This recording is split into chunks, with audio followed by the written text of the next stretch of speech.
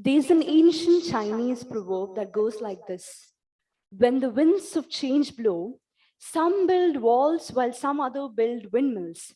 It is truly real to the world we live in, where centuries of evolution, inventions, innovations, and revolutions have given birth to this race of men, where staying ahead of time is the only priority. While many built walls to break themselves from the changing perspective of what they believed in, several others broke the illusion of blind faith and built windmills. Science, the synonym of true innovation, had always been in loggerheads with faith, with religion. But as people discovered its true essence, they realized a scientific discovery is also a religious discovery. There is no conflict between science and religion because both are seeking the same truth.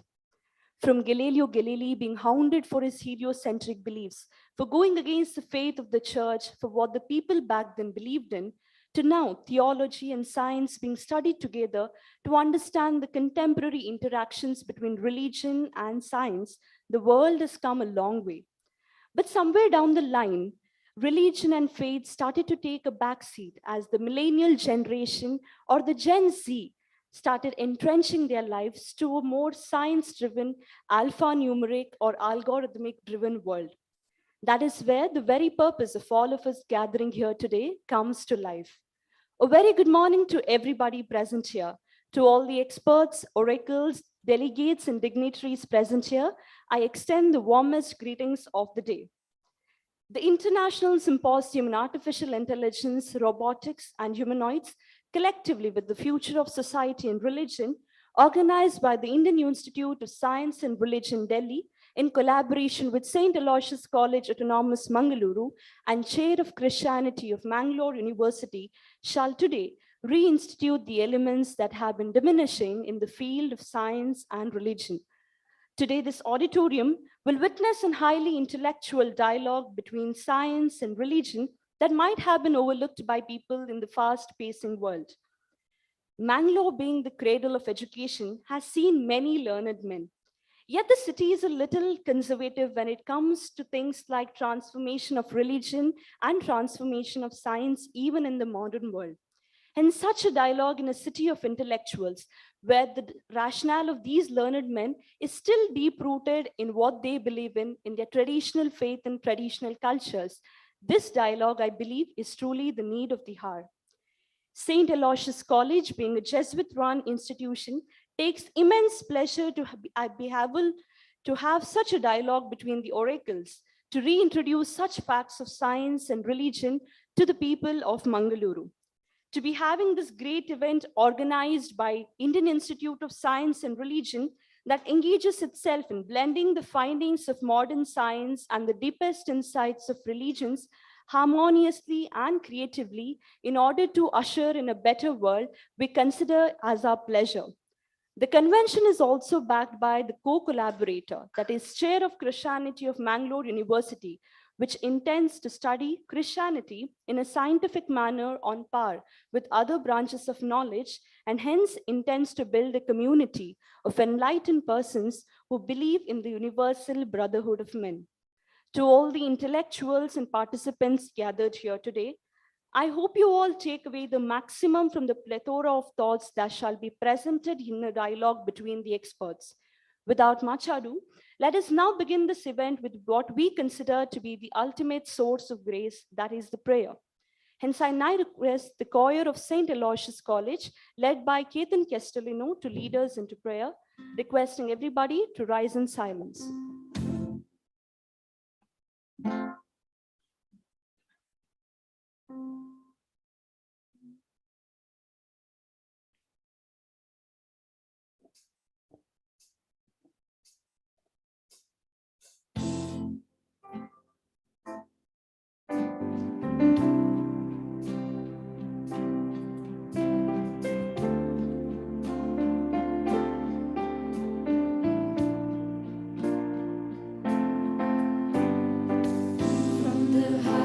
Of heights to the depths of the sea, creation's revealing your majesty.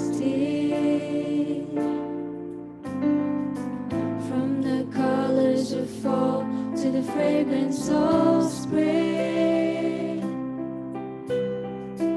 Every creature unique in the song that it sings, all exclaiming, indescribable, uncontainable. You place the stars in the sky and you know them by name. You are amazing, God. All powerful, untamable, awestruck, we fall to our knees as we humbly proclaim. You are amazing, God. Who has told every lightning bolt where it should go? Or seen heavenly storehouses laden with snow? Who imagined the sun and gives torch to its light? It conceals it to bring us the coolness of night, and can fathom, indescribable, uncontainable. You place the stars in the sky and you know them by name. You are amazing, God. All powerful, untamable, awestruck, we fall to our knees as we humbly proclaim. You are amazing, God.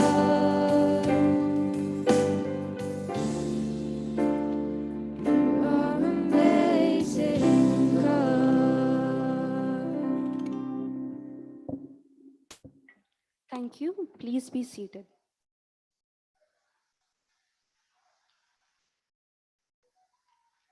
We are delighted to offer the most hospitable welcome we can, and we consider dance as the most soothing experience of all, as it is blended with music, the frequency of which has the capacity to touch minds and souls. Here we extend you a warm welcome as I invite Arunima and group of St. Aloysius College Autonomous for the welcome dance.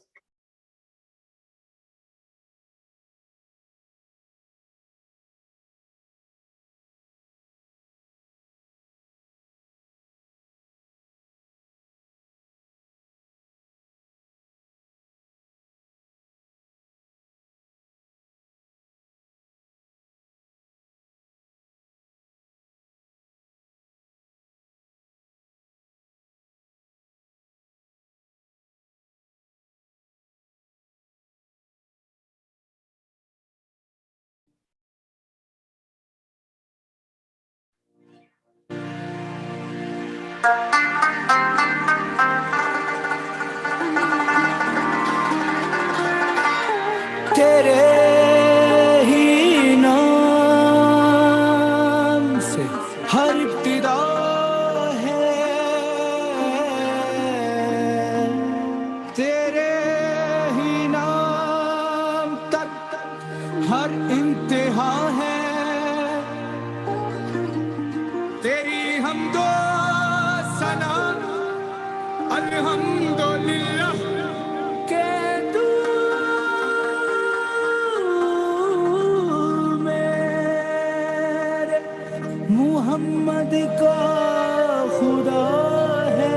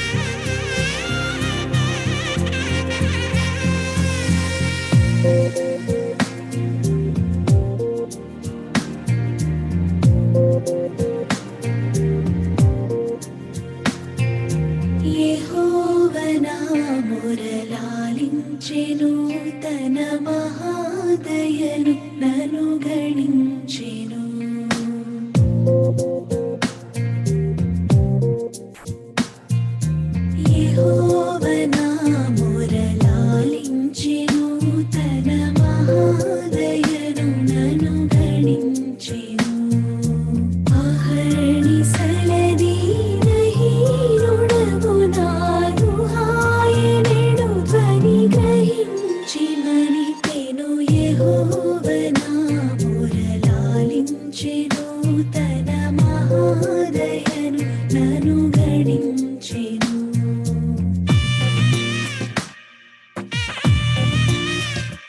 తకతరి కుకుందన కిట తకధీం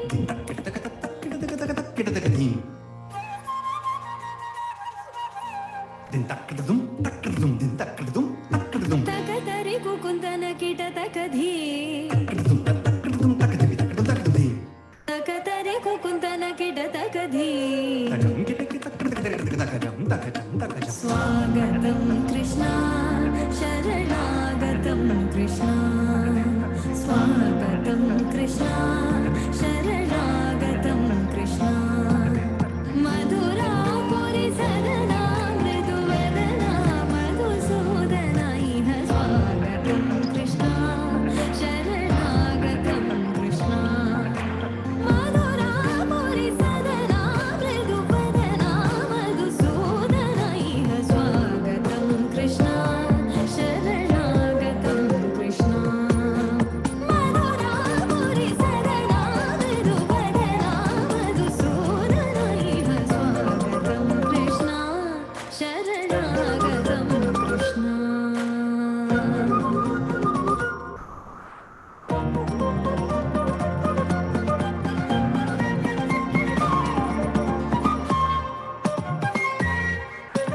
భోగదాప్త Sulabha సుపుష్పగంధ కలవా భోగదాప్త Sulabha సుపుష్పగంధ కలవా కస్తూరి తిలక మహిమ మమ కాంతనంద గోపగంధ స్వాగతం Krishna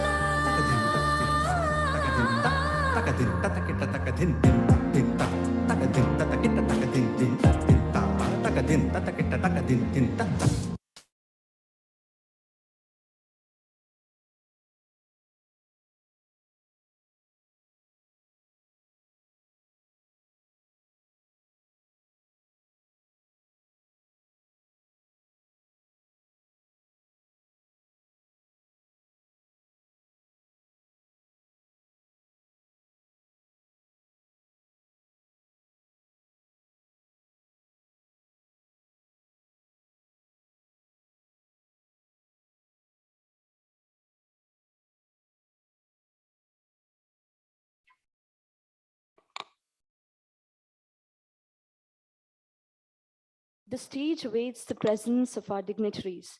We have accomplished men and women as our dignitaries today who have garnered respect in their own fields of passion. I believe their presence on the dais will enhance the beauty of this event. Hence, I now request Ms. Flona S. Soons, the convener of this event, to escort them to the dais.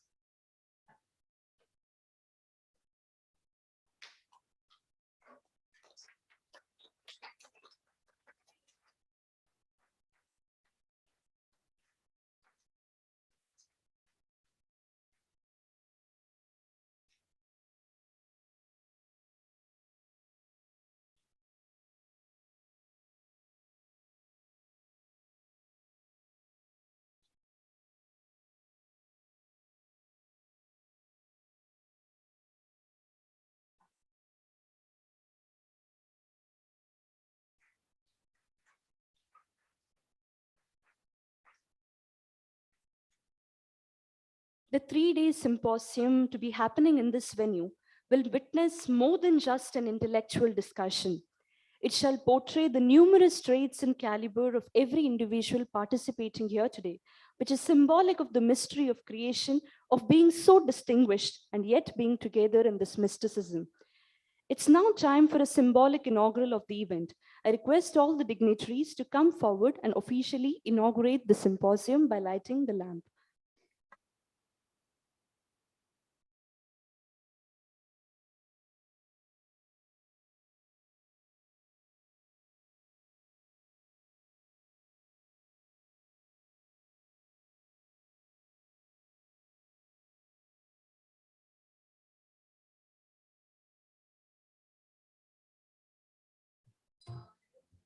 धनसम्पदः शुभं कुरु त्वं कल्याणम् आरोग्यं धनसम्पदः शत्रुबुद्धिविनाशाय दीपज्योतिर्नमोऽस्तु ते दीपज्योतिर्नमोऽस्तु ते दीपज्योतिर्परब्रह्म दीपज्योतिर्जनार्दनः दीपज्योतिर्परब्रह्म दीपज्योतिर्जनार्दनः दीपो हरतु मे पापं सन्ध्यादीपनमोऽस्तु ते ओ दीपब्रह्मरूपस्त्वं ज्योतिषां प्रभुरव्ययः ओ दीपब्रह्मरूपस्त्वं ज्योतिषां प्रभुरव्ययः आरोग्यं देहि पुत्रांश्च मतिं स्वच्छां हि मे सदा रवेरस्तं समारभ्य यावत् सूर्योदयो भवेत् रवेरस्तं समारभ्य यावत् सूर्योदयो भवेत्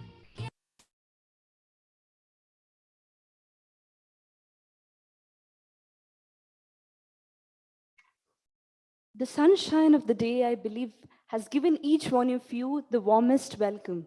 But we are edge hard to welcome each one of you to this ecstatic experience of learning, and so is our principal. Being the pioneer of such great event held here today, I believe he has a lot to share. Hence, I request Reverend Dr. Praveen Martis S.J., the principal of the college, to propose a note of welcome.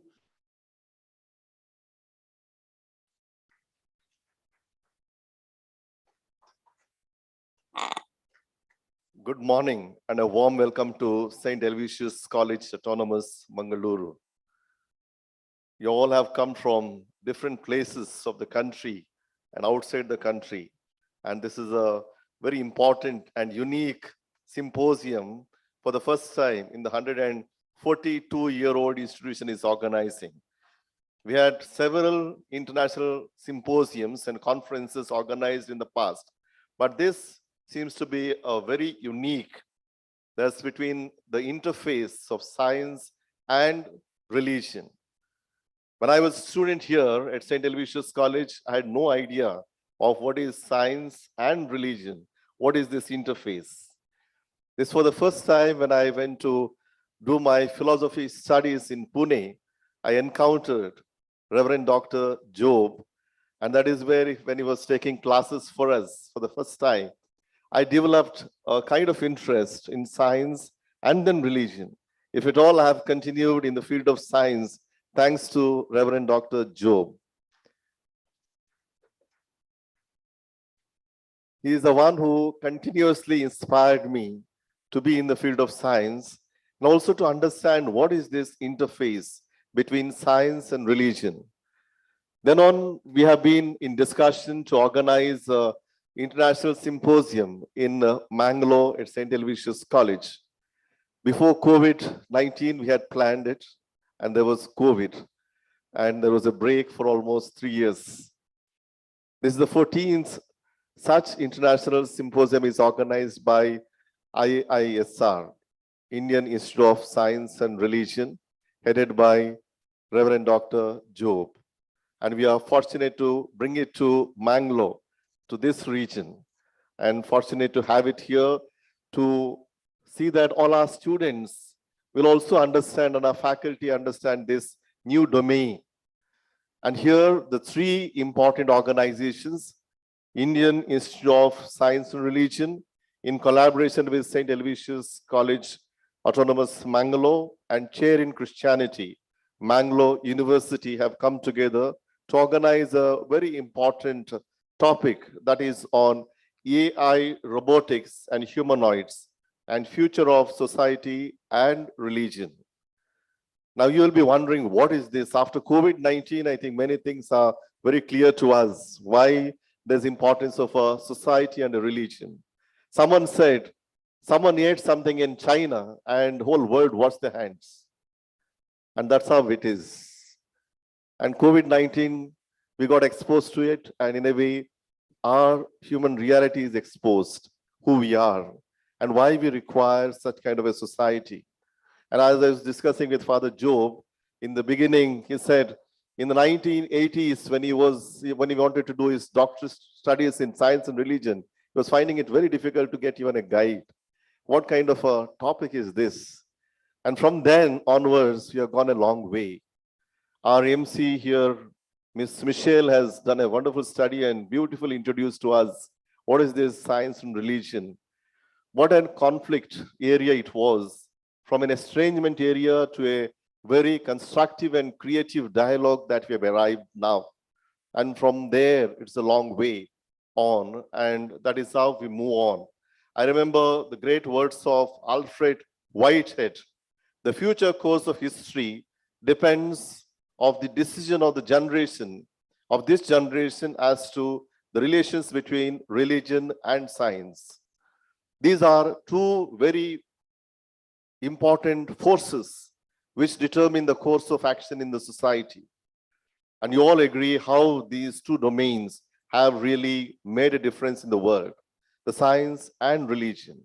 Now we are here to see how we can have a creative dialogue between these two important forces. And that's why we have taken a very relevant topic, AI, robotics, and humanoids. What are they? We may have a lot of questions today. Humans have made them, and what are they? Are they beings like us? Who controls them? And if they become beings like us, what is the future of our society and religion? And there are about 20 such topics we'll be discussing on in the coming 3 days. That's why you're all here. Some of our students and faculties here, you all will be witnessing such kind of a wonderful dialogue. We all know what Einstein said many years ago: science without religion is lame, and religion without science is blind. But this is from the Western point of view. But then science and religion dialogue was for a long time in the Western domain. Fortunately, it has also come into the Eastern domains, and the gap is shrinking. That's where the Ishvara Krishna statement, Purusha without Prakriti is lame, and Prakriti without Purusha is blind, where Purusha and Prakriti are translated as spirit and nature. That means you can understand where we are moved on. And that was the idea of the pioneers like Reverend Dr. Job, to bring them all together, the West and the East. And today we are here very happily having this international symposium to have wonderful discussions here. At this very moment, I would like to welcome our distinguished guests on the days. We have with us Reverend Father Melvin Joseph Pinto, Rector of St. Aloysius Institutions.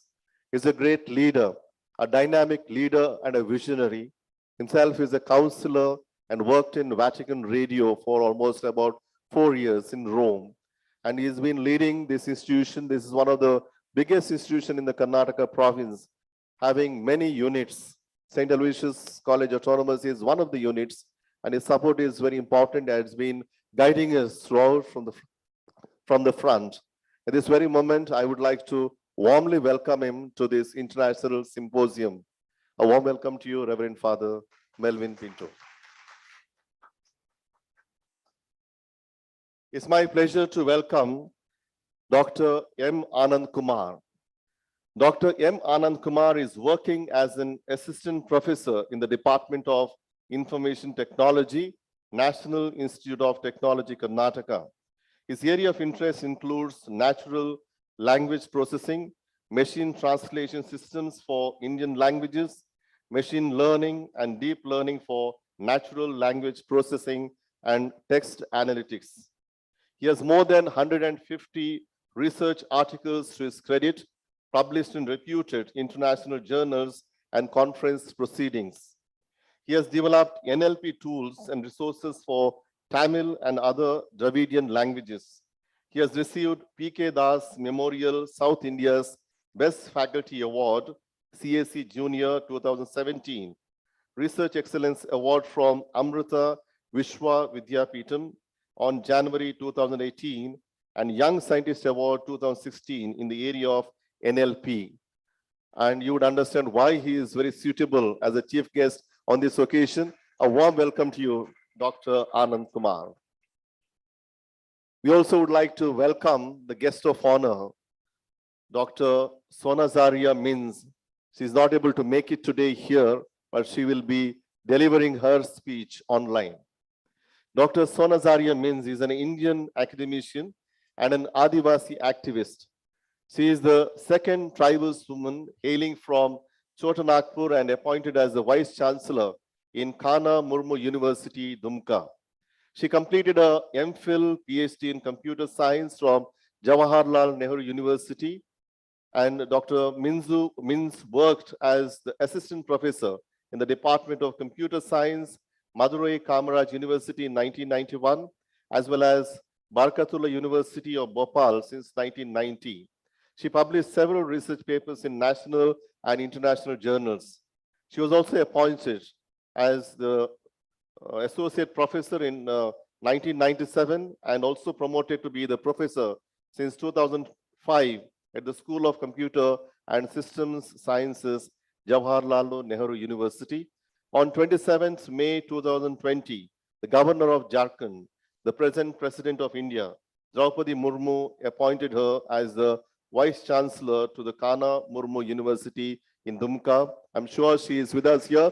A warm welcome to you, Dr. Sonazaria Mins.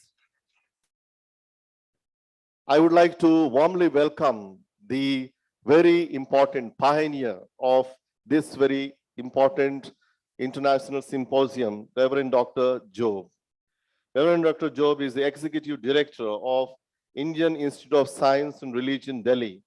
He's also the Emeritus Professor of Philosophy of Science, Cosmology and Science Religion Interface at Jnanadeep Vidyapith, Pune, India. As a pioneer of science-religion dialogue in India, he has published widely both at the national and international levels. His book, The Discovery of Kepler's Laws, The Interaction of Science, Philosophy and Religion, published by the University of Notre Dame Press, USA, was selected by Choice Magazine as one of the outstanding academic books of the year 1994. A warm welcome to you, Reverend Dr. Joe. It's also my pleasure to welcome Reverend Dr. Ivan D'Souza. Reverend Dr. Ivan D'Souza is from the Diocese of Mangalore, Karnataka. He has a doctorate in Indian philosophy on Dvaita Vedanta of Madhva from Jnanadeepa Vidyapith, Pune, India. He has MA in philosophy from Indira Gandhi National Open University, MA in Kannada literature from University of Kuvempu, Shivamogga University. His field of interest is Indian philosophy and literature. At present, he is a philosophy staff and also dean at St. Joseph's Interdiocesan Seminary, Mangaluru, and head of diocesan chair in Christianity, Mangalore University. A warm welcome to you, Reverend Dr. Ivan D'Souza. We have with us Ms. Flona Sones. She is from the Department of IT. Now she is the Dean of Placement Office at St. Aloysius College and also the convener of this symposium. A warm welcome to Ms. Flona Sones. It's my pleasure to welcome the distinguished guests. They're all aging from 90 to 20. Father Leo D'Souza is here. He's the age of 90. He says, I'm very young and batting. And here, Professor Date has come 2 days ago with us, 89. And then Professor Hardev is here, 87. And all the other distinguished Jesuits and other pioneers in the field of science and religion are here participating in this very important event. A warm welcome to all of you. I would like to welcome the important guests here, come from various places, and also the faculty of St. Aloysius College and other faculty from Mangalore who are participating in this event. A warm welcome to all of you. Welcome to the media and also our participants, student participants. This will be a very interesting field for our students, and many of our students are here. They'll also be there for the keynote address and participate in this event. Science and religion becomes agents fostering life, promoting diversity and fighting against the perils of life. Striking a positive note to discuss the various successful efforts made by various organizations to foster a constructive and creative dialogue between science and religion is very important. Let this happen and let this creative engagement continue for the next 3 days. And you're all welcome to St. Helvetius College Autonomous. During the break hours, you can enjoy this campus. It's a beautiful campus. You can go around and enjoy and savor the beauty and enjoy this important dialogue at St. Helvetius College. Once again, a warm welcome to all of you. Thank you. God bless.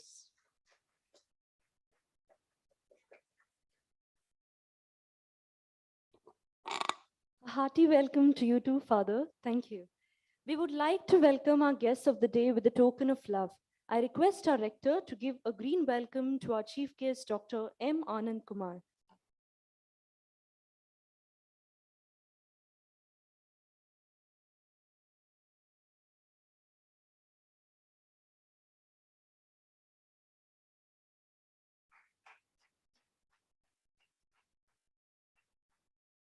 I also request our principal to give a green welcome to Dr. Joe.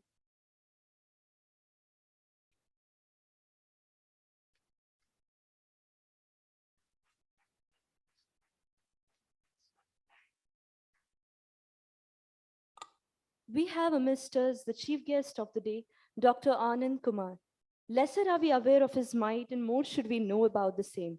I request Ms. Flona Sones, the convener of the event, to come forward and introduce to us our chief guest.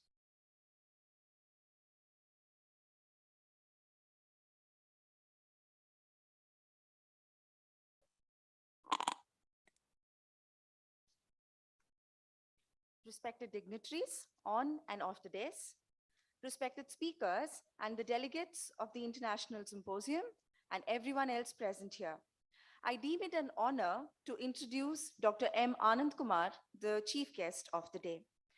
Dr. N. Anand Kumar is working as an assistant professor in the Department of Information Technology, National Institute of Technology, Karnataka. His area of interest includes natural language processing, machine translation systems for Indian languages, machine learning, and deep learning for natural language processing and text analytics. He has more than 150 research articles, all Scopus indexed to his credit, published in reputed international journals and conference proceedings.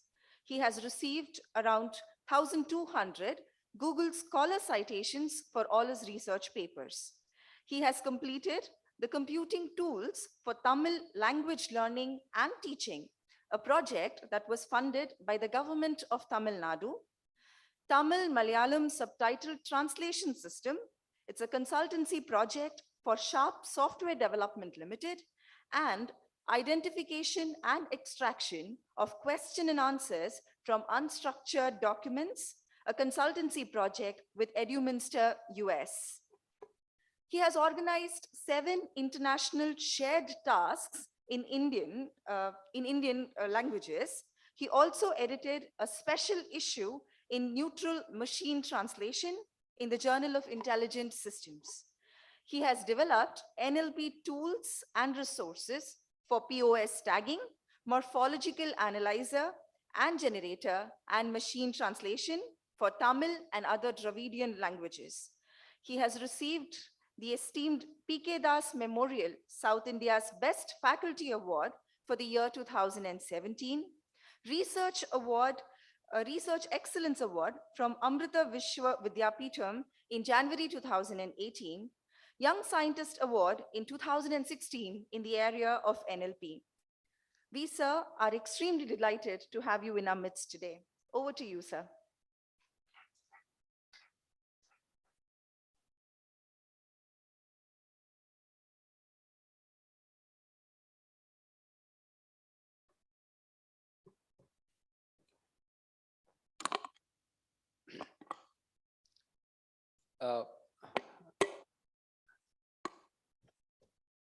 A very good morning, one and all present here. Am I audible, right? Yeah, fine. So, thanks to dignitaries on the dais and off the dais. And a special thanks to the organizers of this symposium and sponsors and collaborators. so for inviting me for this wonderful event. So before coming to here, even I don't have a clarity about how to connect AI with religion or say communities. I'm a pure technical person who doesn't know about community or religion. I'm going to talk only about AI, but now after hearing your principal talks and after hearing the profile of Dr. Job, so it motivates me to learn more about the interface between them, how I'm going to connect it. So it gives the opportunity to, it makes me to move in a certain direction. So definitely this today is one of the memorable day in my life. I feel that because I got some research problem here. I'm going to work towards this research. Definitely fine. So before that, so why I am here? So as I said that I am pure technical person. So I worked in AI for quite years. So I'm going to talk few things about AI. Anyway, the other experts will connect that AI with communities and other things. I'm just to give us intro or you can say that new future directions of AI. Fine, just 5 minutes or 10 minutes. When you see that title, so I'm just seeing the first part, AI and humanoids. So I don't want to be like a keynote. As I'm a teacher, I am always expecting some answers from the students as well as the participants. So you have any idea that when that term AI is introduced, when that term AI is introduced to the world, any idea? 19? Yeah, artificial intelligence, yes. When it's introduced, Alan Turing time. So exactly right. So 1950s. So I hope you can recollect the first computer. 1948, first computer released. First computer, world's first computer, ENIAC. 49, Turing coming with the concept of artificial intelligence.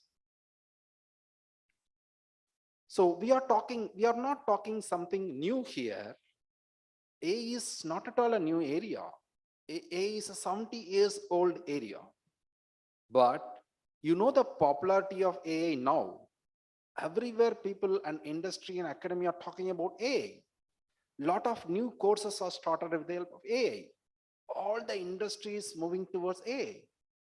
What is there in that? Why all are moving? Such a old technology, I can say, 70-year-old technology. Lot of new technology is there. Why a new demand? Why we are here? Because that AI only connects you and me, right? Because of AI, as I work in AI, I'm here. Why it's popular now? If we closely see that reason, there are several booms or ups and downs of AI. So what we are having is a crucial period of AI, because what my understanding of AI, human not invented AI. AI is try to take human life. It's try to enter. In 50s, it start entering. So it couldn't. But now we are in the hands of AI. Because if you see that, any technology, if you see, there will be a falls up and down, as I said, up and down. But AI for last 10 years, if you see that, AI holds us. It won't leave us. Next few years also, it's going to hold you. So it's not that we should not work or we should not do research on AI. I'll come to that point. So I'm just seeing that whether we are, as the principal rightly pointed out, whether we are a slave to AI or AI is a slave to us. So that's what we should find out. Fine. That's a one point about AI. I'll come to that AI later. Before that, there is other think, say, AI, robotics, and humanoids. Now AI is 70-year-old. If we see that the religion, no one found year when it started, fine. Humanoid. Any idea that what was the first humanoid and when it's introduced? Which year? Humanoid.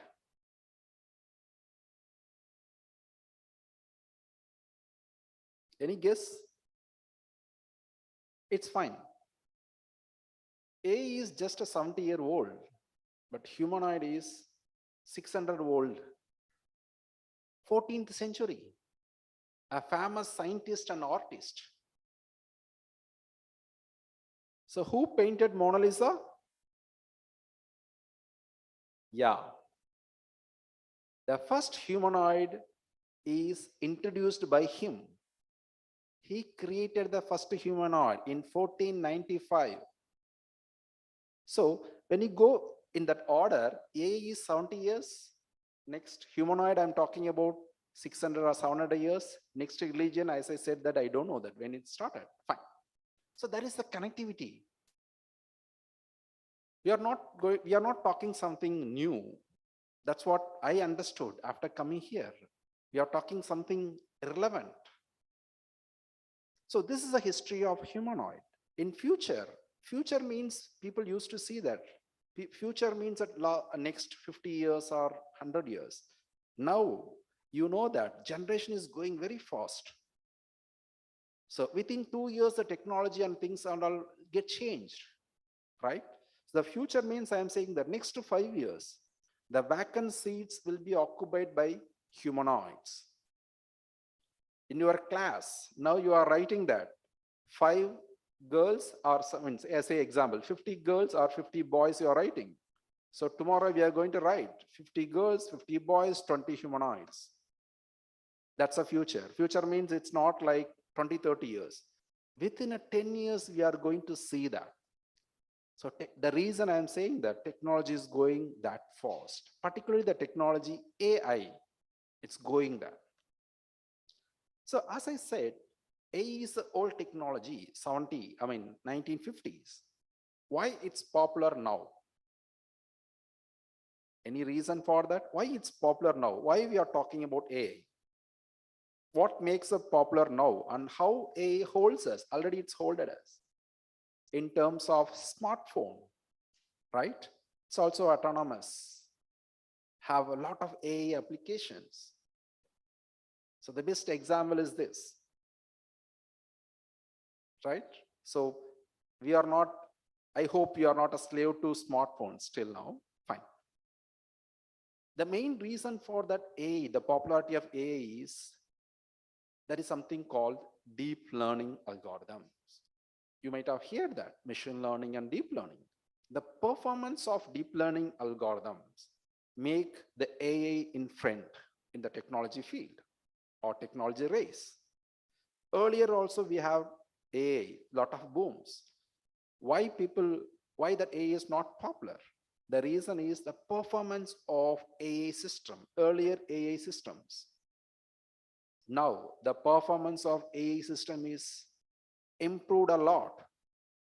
Within a few years, whatever I'm talking now, if you don't want to hear in English, you can take a headset and then you can hear real-time translation in Kannada and Tulu or whatever language you want. So we are near to that. It's called something speech translation. So AI entered in every field. So without AI, you cannot imagine. The reason is, one reason, as I said, the deep learning algorithms. The other reason is data. So whatever data are generated. So I have given 10 minutes for this talk. During this 10 minutes, we cannot imagine how much data will be generated. The percentage in the percentage of the data. So the researchers are saying that 20% increase in the whole data size within a day. Each day, 20% the data, whole data is increasing. Fine. These are the reasons for the popularity of AI. why we are working on AI. So I'll just take a few more minutes and then I'll just finish my talk. Before that, when I'm saying AI, my colleagues, my dear researchers, my dear students, where we are missing that. So AI means, for my understanding, it's a black box. So as a user, you are using AI. You are using AI or you are developing AI. So the future, I'm talking about the future AI, the research directions of AI. The research directions of AI is, AI will say something to you. Say, for example, take a healthcare. If you feed the data, AI will say that the particular person is having cancer or not. But how can you add trust to that? You are developing an AI system. You are giving to some hospital. How a doctor or how a patient will get a trust towards AI system? That's the future. The trust in terms of, I don't want the result alone. I want how it's saying that I'm having cancer or whatever disease. So that's a future. If you really want to work towards AI, concentrate on this. This is something called explainable AI, XAI. That's the future of AI. And most of the researchers and my dear students are working on AI or doing the research on AI as a black box. So they are taking some library and they are executing something and they're getting some results without knowing that what is happening inside. So that is dangerous for human, particularly the future. That's the one point I want to say that. The next one, if you see that, so I'm saying about AI, the positive of AI as well as negative of AI, and I said what the future of AI. So with a few, one more point I want to say with respect to AI. Yeah, so if you are building an AI system, so if you are building AI system, that is equal to creating a God. Building the AI system is equal to creating a God. So the outcome, we are creating the God. So not necessarily God will be good. God can be the whatever you are creating. It can be a good God or it can be devil. That is the future. So I just warned AI researchers. So how we are going to do that? If there are two directions. So one is you'll get a good God. If you are getting good God and it's fine, the future, you can ask many questions. Really, if everything goes fine, we can build a AI system. You can ask a question like, how do I build a time travel machine? AI system may answer you, or it may build. Or you can ask that, how can I stop the world hunger? AI system may help you. That's a one direction, positive direction. So other direction is as a kind of a difficult one. The other direction, because of that AI, so AI is going to definitely compete with human in future. So the famous person, Elon Musk's statement about AI is more dangerous than nukes. So automatically the AI will take over the control. The reason, if you see that, the learning curve, the deep learning, machine learning, AI, whatever I'm saying, so everything is, you just think in a way that we are teaching machine. We are making algorithms or mathematical model to learn something. If a machine is started learning, and if we are not learning, our learning curve is decreasing now. Our learning curve is decreasing. Machines are learning far better than human. So that's not a right sign. So with these few words, so I hope I said the importance of AI and the future of AI, as well as the positive of AI. I mean, one direction where how if you are building the AI system, you should be very careful. This is called AI safety. So I said about the other direction also, because in the race, in the world race, only the intelligent and smart people only survive. If that is a human, it's fine. If that is a machine, if machine is more intelligent than you or than human, and it's very difficult for humans to survive in the world. Okay, with these few words, I'll stop my talk. Thank you very much.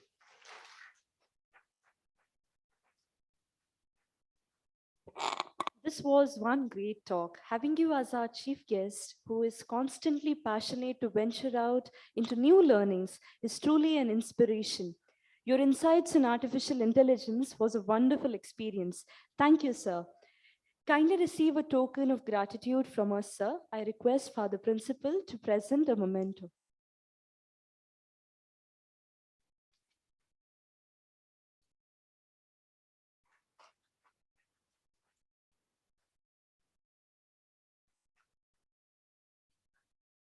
St. Aloysius College has managed to remain vibrant throughout the years for the kind of leaders with whom the responsibility of this great institution is vested upon.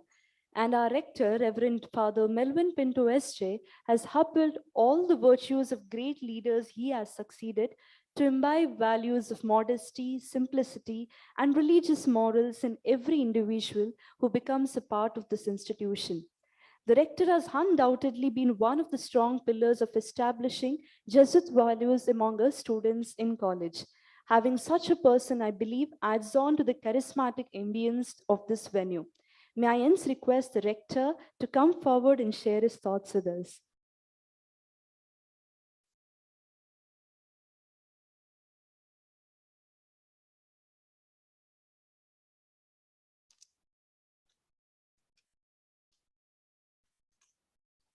Good morning to you all.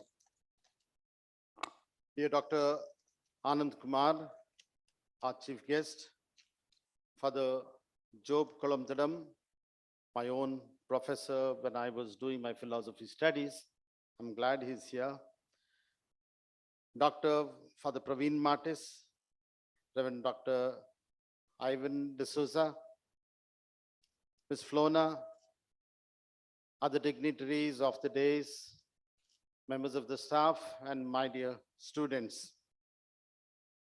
I'm delighted to be present here on this morning when you have the symposium on an all-important subject of AI, robotics, humanoids, and the future of society and religion. I'm glad that you're reflecting on this topic because we know on the one hand, science is pervading our lives so much. It has pervaded and it is going on.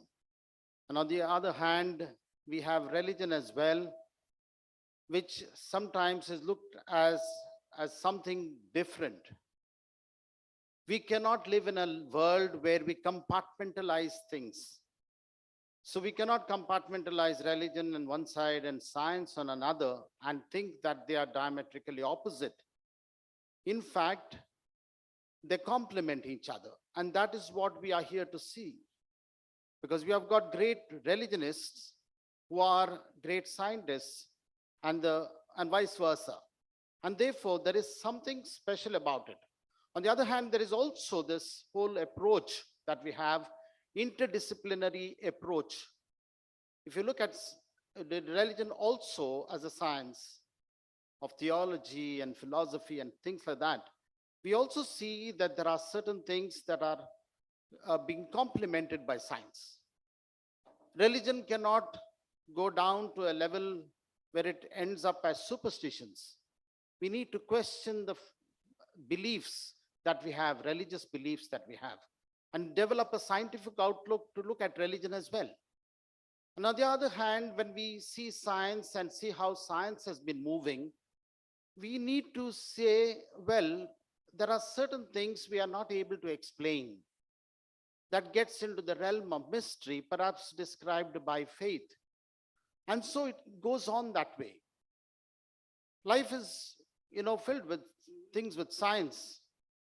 I myself used to always get up with uttering the word of God and calling out to God in the mornings. Then comes this mobile. Of course, I used to have a regular alarm, which I used to hit it and get up and utter the word of God. Now it comes on the mobile easier. So then the mobile phone rings, I put off the alarm. Then I'm curious to know what are the messages that have come on WhatsApp. You see how I've become a slave to it. Even probably sometimes I consciously have to keep it away, saying, no, I'm not going to look at the WhatsApp the first thing in the morning. But otherwise, I become a slave to it. Once you look at the WhatsApp messages, there are some interesting messages which are not really urgent. You always look for urgent messages. You see how AI technology has, kind of made a slave out of me. At least me. I don't think it's in the case of everyone. And yet when I see it and I said, oh, look at that. How has this happened? So there is a possibility of a dominance of AI, robotics and humanoids, all this, which is just now looming large and inviting and exciting the present day millennials and Gen Z or whatever they call them, younger generation, who gets all excited with this. I'm wondering about the effect it has or it will have on us, on our human mind, on our human psyche, our human spirit itself. I'm given to understand that we are moving towards creating humanoids, which are going to be very useful.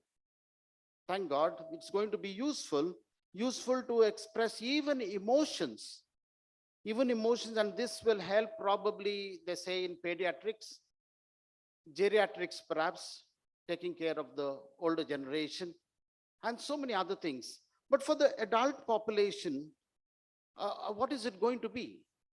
For the adult population, they're going to see it as, is an artificial intelligence. Of course, artificial emotions too, which are faked in order to create a good effect, some amount of amusement perhaps.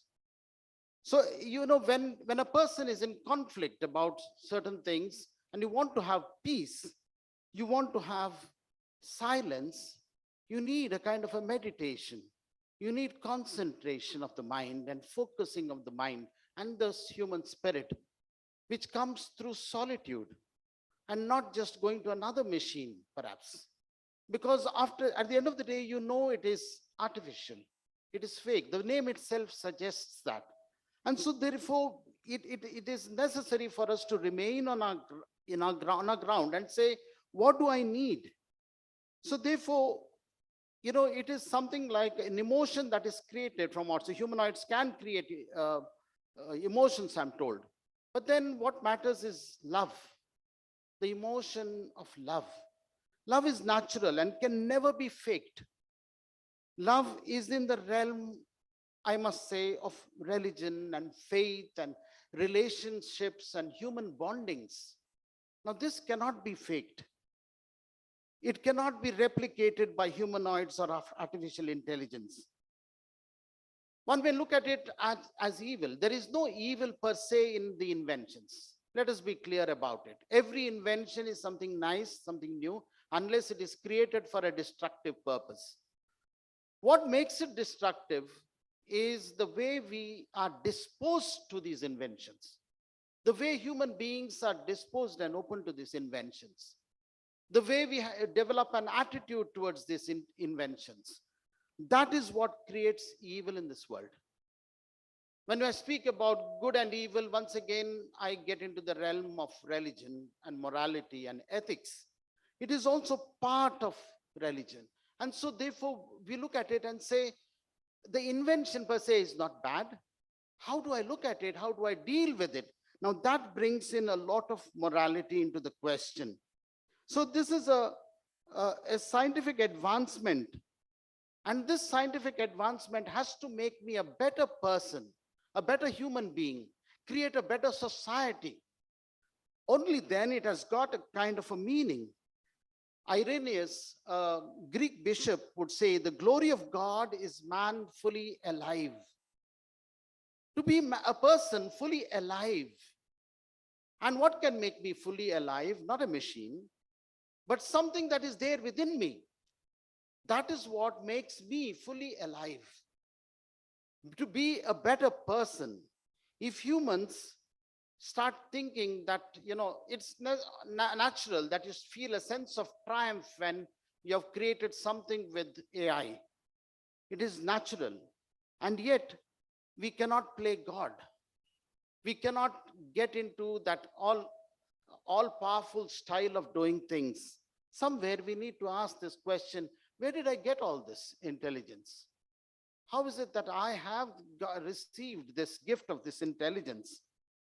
There is Joseph Houghton Taylor, an American astrophysicist and a Nobel Peace Prize winner, who says a scientific discovery is also a religious discovery. There is no conflict between science and religion, he says. Our knowledge of God is made larger with every discovery we make about the world. As an astrophysicist, probably he speaks about discoveries, but even inventions. Our faith in God is made larger if you start looking behind the mystery behind it. So everything has got a mystery in it. Every discovery, every invention makes us wonder why this has happened, how it has come about. Even a small seed, for that matter, when it germinates, we know how it germinates, but why? Why should it germinate that way? That's a mystery. And that mystery is understood by this whole thing about faith. Faith in a God, faith in a being that is beyond us. And therefore, we need not think that life becomes meaningful when we understand everything. Some things are beyond our understanding. And we cannot live by understanding every mystery. But looking at every mystery and looking at it and be awe-filled with that, that's enough to say, wow. You look at something beautiful and you say, wow, nice. You look at intelligence, the artificial intelligence too, and the way we have created this world, you look at it and say, wow, so nice. And that lifts us up, brings us to another realm of faith. And therefore, we need to understand that mystery has got its own importance in faith. This whole mystery element is not bad. Just because we don't understand, it is not bad. We have to say, okay, to that extent, I am a human creature. I'm a human creature, and as a human creature, I look at it and I can only say, wow, nice. I don't understand it, and yet I can be a better human being by accepting this mystery, which someday, some mysteries probably science can solve, some cannot be solved. And so this interface, I'm so happy that we have got an opportunity to delve deeply into the mysteries of science. AI, robotics, and the study of humanoids. All this has to bring us closer perhaps to God. We discover the mysteries of the divine when we do this. May our endeavor make us scientific in our outlook, but with perspectives and attitudes that make us more and more human, humble, and godly. May God bless us all. Thank you.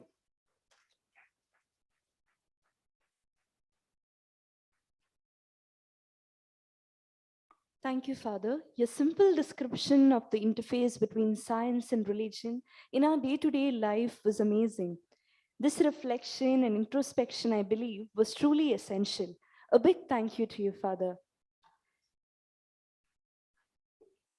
The guest of honor of the day, Dr. Zona Zaria Mins, will join us virtually. Hence, for the guest of honor's address, I request all the dignitaries on the desk to be seated in the reserved seat before us. Thank you.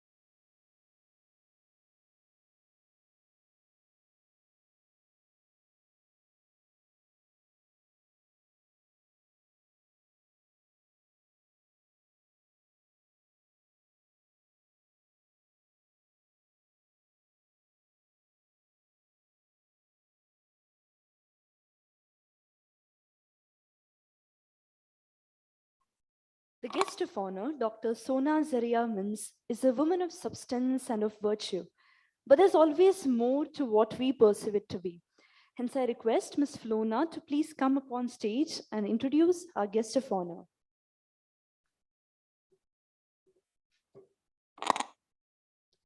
It's my honor and pleasure to introduce the guest of honor of the day. Dr. Sonajarya Mins is an Indian academician and an Adivasi activist.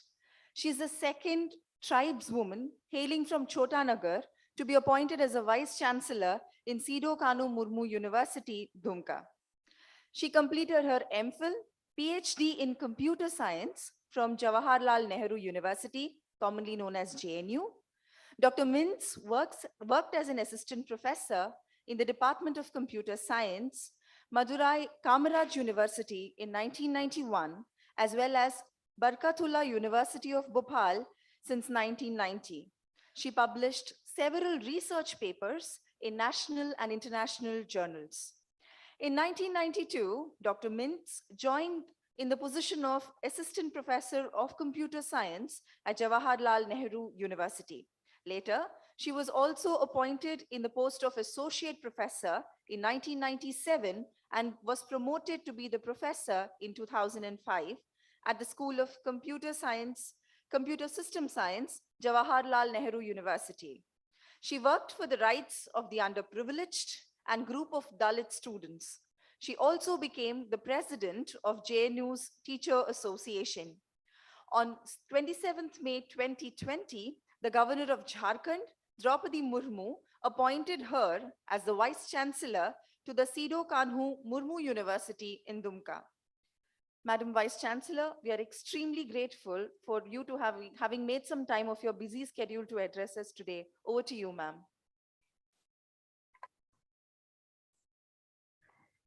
Thank you very much. It's my privilege to be part of this conference. I hope I'm audible. Can somebody respond and let me know if I'm audible well?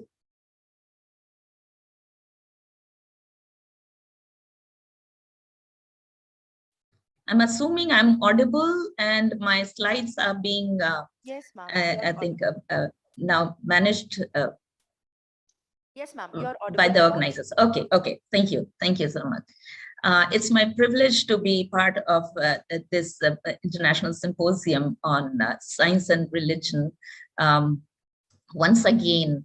And it's been a very happy coincidence that since early 2000, I have been part of science religion dialogue and various activities and this entire endeavor of Father Job. And so the science religion dialogue, and especially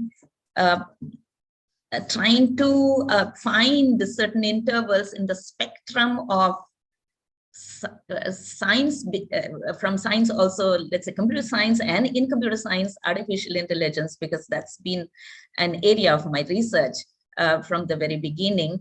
And as I come from a tribal community in central India, so it happens to lie on the other spectrum of, if we may draw a straight line of cognition then. And so it's been an opportunity and it's been a privilege. I make out that Professor Date is also present there. I would like to recognize my interactions and the various inspirations that have come from interacting with Professor Date and Professor Wick. Also, I hope he's there, and definitely my appreciation and a lot of gratitude to Father Job for inviting me also to be part of this. I loved if I was there at Bangalore, but then due to some other conferences here in my university, where the chancellor, the governor of Jharkhand would also be present. And for that reason, I have to be absent from Mangalore, but then online be in part of this conference. And so I would just like to take a few minutes, and I was seeing how Dr. Anand had to literally rush through the entire topic and very scantily even touch the tip of that iceberg, and not the iceberg which may be visible, but literally the tip. And I think I'm going to do the same, but I hope you all would find a different flavor in my presentation. So again, I'd like to still pack my presentation under the same title, AI, Robotics, Humanoids, and the Future of Society and Religion. Next slide, please. Next slide shows the gate of my university, that is called Sidhu Kanu Murmu University, and this is in Jharkhand. I think a lot of us, I mean, our country is so vast and has so much of diversity. We all have problem pronouncing each other's names and places peculiarly, because we all have some bias or baggages of where we are and or the environment we grow in. And my name is Sona Jharia Mint, and this university is called Sidhu Kanu Murmu University. Sidhu and Kanu were the revolutionaries who led the first very large arms struggle in 1855. They were executed also against the British. So somehow the pages of history have missed out activities before 1857. And I'm sure, like, if adequate research and work is done, such efforts which were in the struggle of independence of India, they would find their due. Next, please. Yes, so I would like to perceive science, religion, and society, science-religion dialogue, because the dialogue can only happen between, the compositions which at least have one factor which is inanimate or living, the one with life. And so science alone and religion alone cannot speak to each other or cannot have a dialogue unless there is a society that is involved, and that's an organic being. And therefore, I'd like to perceive science, religion, society as an equilateral triangle, is in order to have a very cohesive and very peaceful coexistence, which has reconciliation, which has acceptance, which has got all those values that each religion talks about, not only to humankind, but the religions, primal religions, the religions of my foreparents would have been primal religions, would also consider the entire creation. So the ecosystem of where tribals are located, that becomes their world, and not only humans. And from given that, I'd like to place this dialogue with, I would like to envisage like an equilateral triangle. Next, please. Next slide, please. Yeah, so Dr. Anand has already glossed through the history of artificial intelligence, and therefore I would not like to again spend time on this, but I just, for the advantage and completeness of my presentation, I wanted to include this slide. So artificial intelligence, this has got various those timelines. Can we go to the next, please? Yeah, and he also talked about the robots, and so the one of the applications of artificial intelligence became the robots, which were made to appear as though they were thinking entities, but then vociferously what was happening here is there were decision making that was happening, because each action is an outcome of processing of the data which is placed there in the knowledge base. Next, please. And then also the term humanoid, although if you look at Wikipedia, interestingly, the early indigenous, the Europeans called the indigenous population humanoids because they thought the indigenous population in Europe, when they came, the Europeans that who we know, when they came in contact with the indigenous people of that land, they called them humanoids. So this is what Wikipedia tells us, because it seems they didn't appear like those who were looking at them. However, now present day, and as Dr. Anand also glossed through, the origin of humanoids, but this is what we have these days, right? Let me just go to the next. Okay, when I want to speak about the society and the Indian society in particular, I would like to place this particular picture. And this, even if we have the entire spectrum called society, and then a particular interval in the spectrum being Indian society, I would like to pitch my deliberations on at least this part of the interval of Indian society, which bothers me and concerns me. And if good AI or good robotics or good humanoid cannot address or redress this part, then what good is that going to be for the society? That's my problematic, and that's my question. Can we go to the next? Yeah, and so religion, from the religion, and mostly these icons prevalent in our country, I would like to take the LCM of all the religion, the lessons of religion and all that religions teach is a common good. And everything, all the do's and all the don'ts, besides the existence of a supreme being or a supreme spirit, what becomes the practical thing for each human is all that the do's and don'ts that should yield common good. And now when we talk about common good, then we definitely in the society, we tend to consider the common good only towards our neighbor or neighbor's neighbor, and then maybe the community, or maybe the province or state we are in, our linguistic group, or our cultural community, or let's say the nation or the country itself.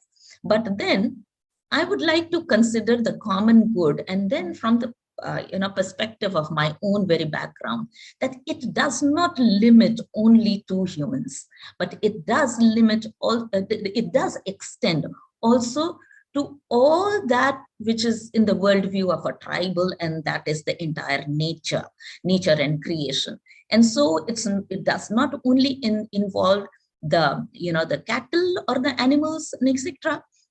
And if you would like to, I may come back to my slide later on once again of the previous one, the society. But here, the consideration of an Adivasi is also that of, if the part of the common good includes forest, it's the biodiversity ecosystem out there, not because it is forest and my home is forest, but it's bearing on the climate.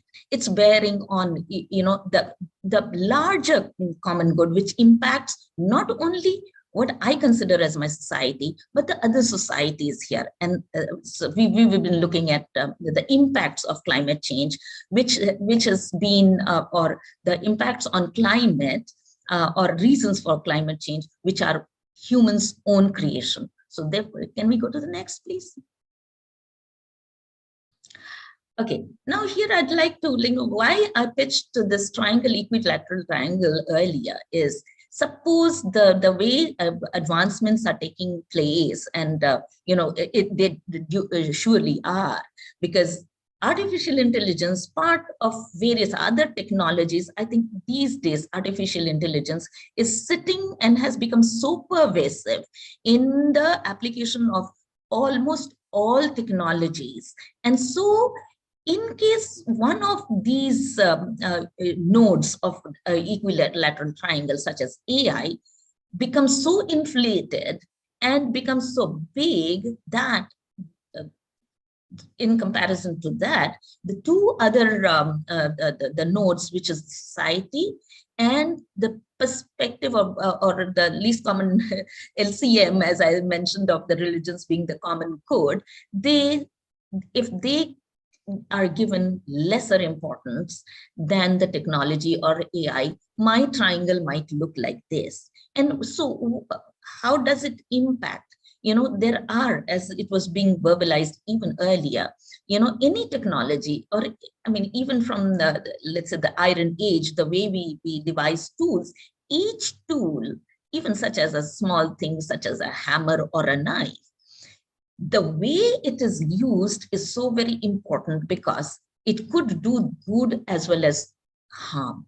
And so therefore, here again, in terms of AI also, given all the algorithms that are devised, given all the, the knowledge system models that come into place, given all the data that is brought in order to actually make those technology happen or be applicable, I think there are certain questions, and unless they are there is active engagement, an intentional one, I think this kind of a lopsided triangle, if gets created, the equilibrium would definitely be affected. Next, please.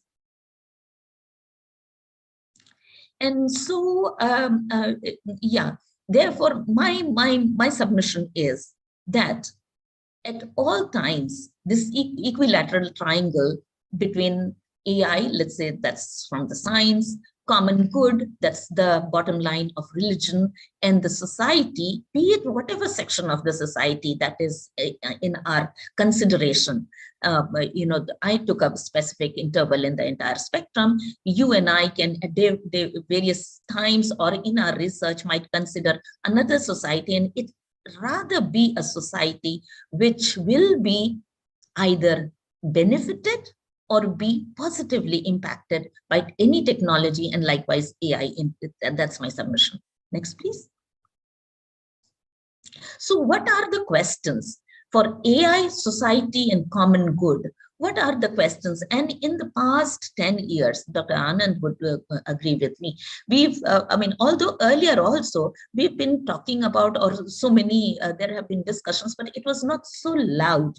But in the past, not 10 years, maybe little less, 7 to 8 years, it's become more prominent that the talking about ethical artificial intelligence, so that, I think till before that, we all were trying to deal with, can there be any policing?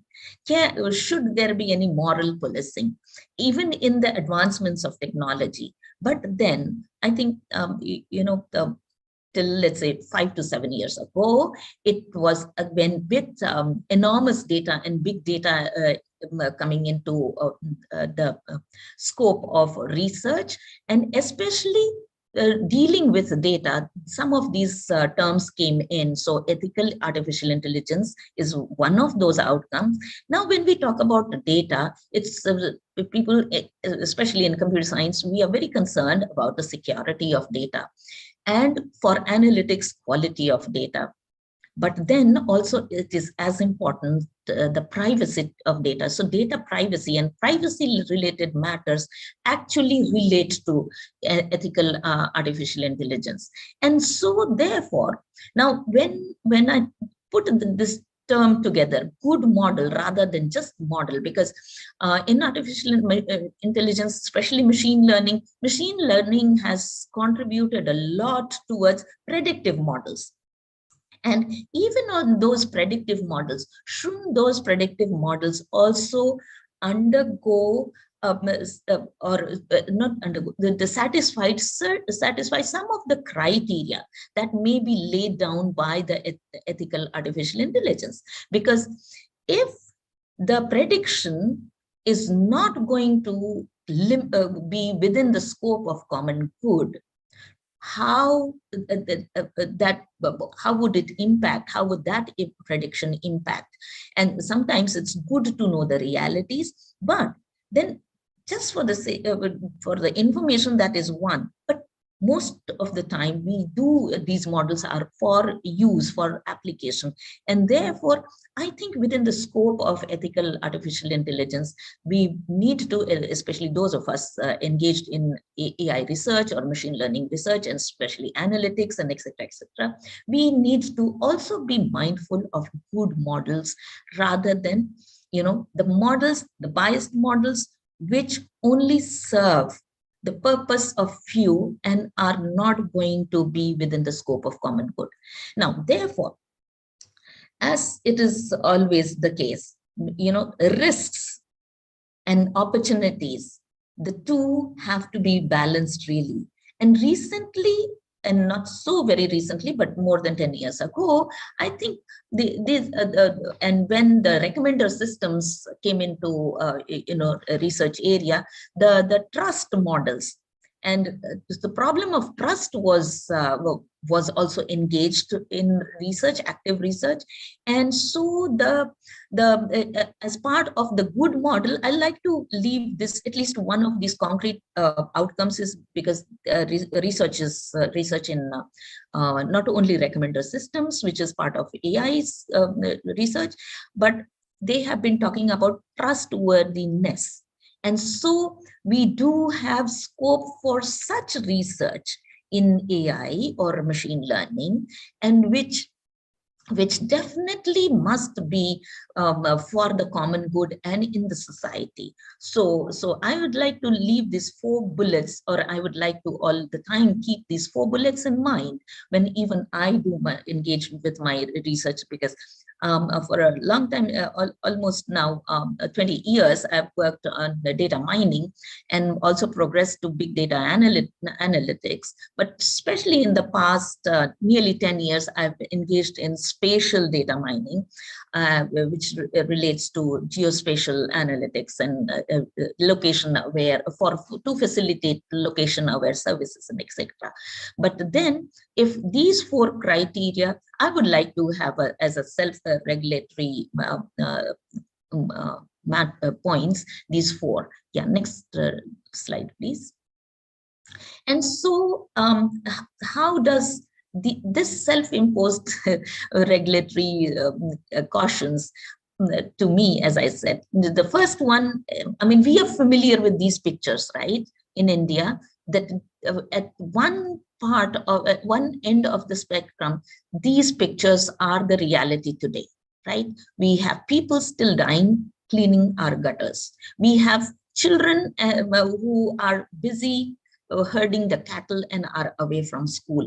We now, because of certain pressures, some of our farms do not have adequate laborers. So the question is then, like, how do some of these sectors, how can they be impacted, and should they be impacted at all? And if AI, robotics, and humanoids cannot speak to these problems, which are of our today's Indian society, then in India, what are we going to be? How are we, those who engage with AI research, be actually, speaking to the society, or trying to bring up solutions for these problems? Next, please.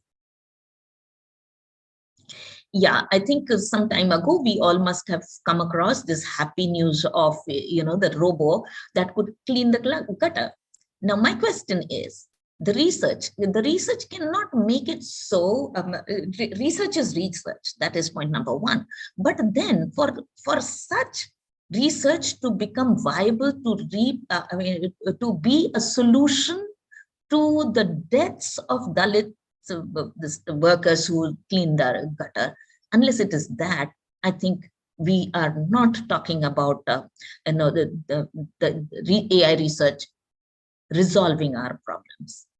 Next, similarly, like no, unless there are these farming, cattle farming, which is in a good environment, only then children, especially the area where my university is located, and anytime I go to any of the colleges, half the time my heart burns, because I still see young people, even girls and boys, or and children herding the cattle, staying away from school. So what kind of society are we faced with? And if the problems of the society do not trigger problem solving through AI technique, then what society, and what kind of a future of society am I going to be speaking on? Precision farming is one of the buzzwords also, which comes from spatial analytics, and which is the science and technology thing. I was recently in a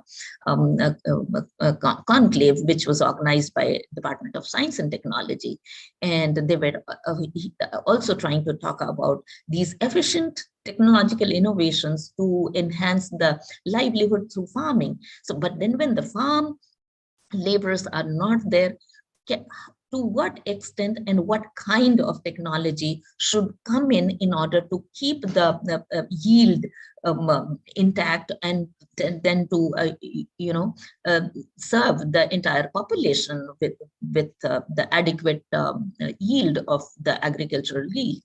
Yeah. So next, please. And so the question is that not only to do some of this path-breaking research, but make it also viable.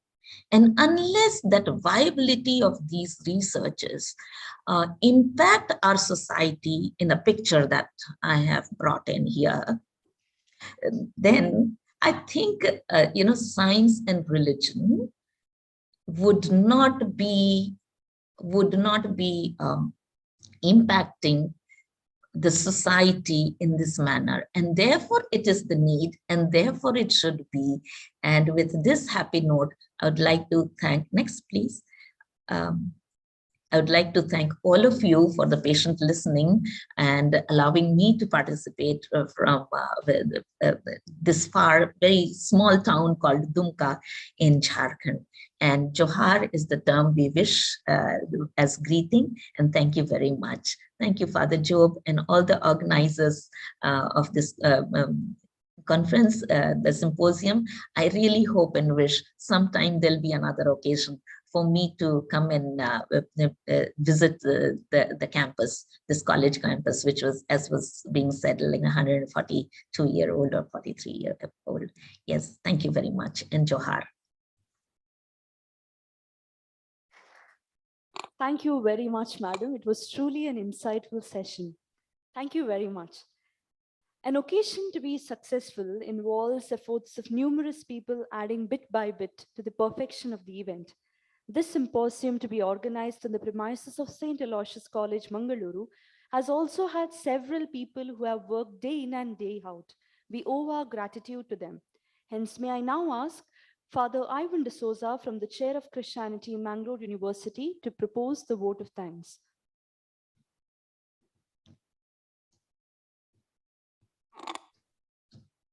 Namaste to you all. To be thankful is to be thoughtful, they say. Dear esteemed guests and all who are present here, I take this opportunity to thank you all.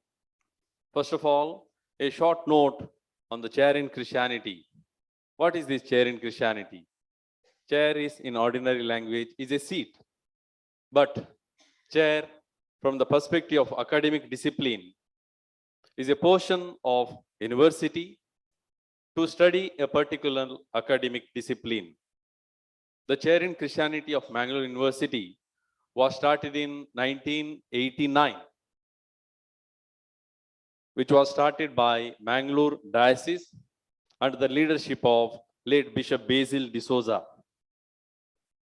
The Chair in Christianity organizes lectures, symposiums, workshops, conferences, etc., on different topics such as religion, society, ethics, ecology, religions, Christian literature, and so on. Today, on this occasion, one such program we have been having from today till Sunday for 3 days. So on this occasion, I keep on record our indebtedness to the president of this inaugural program, Reverend Father Melvin Pinto, the rector of St. Aloysius Institutions. He has given us rich insights on the topic of today. Thank you, Father. Today, we have witnessed an interesting lecture from Dr. Anand Kumar, NITK, on AI and robotics. He is a person who is well versed in this field. In fact, he has opened up the topic for us from today onwards by giving a lot of implications of the topic. So he is not present here now. So on behalf of all, I thank him profusely. Thank you, sir. It was a great time for us to listen to our guest of honor, Dr.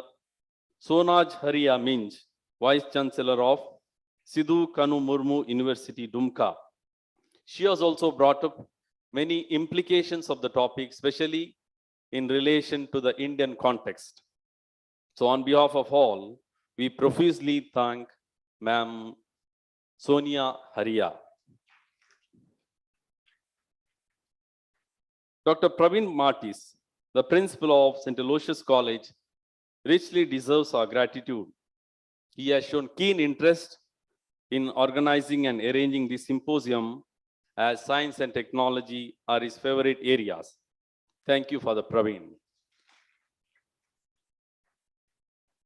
Permit me to mention our appreciation also to Dr. Kishore Kumar CK, the Registrar of Mangalore University, as this program is a joint venture of Chair in Christianity. May I take this occasion to salute Dr. Job Kolam Tadam, who will deliver keynote address after this program. He is instrumental in organizing this program as the Executive Director of IISR. Thank you, Father Job. You have done an exceptional job. Thank you, Father. The Chief Staff Convener of the symposium is Ms. Flona. She has meticulously chalked out the symposium. She deserves our appreciation and thanks for the efficient planning and great work. Along with it, I also thank the staff, students, and people involved from IISR, St. Aloysius College, and Chair in Christianity to organize this program. We have many delegates here from far and wide places, both from India and also from abroad. We see faculty members of Aloysius College. Our hall is packed today because of the presence of young students. You have been very good audience to us. So thank you, one and all. We offer our sincere thanks to the guests, journalists, reporters, and people from the press. Finally, we express our gratitude and indebtedness to each and everyone. Thanks in plenty.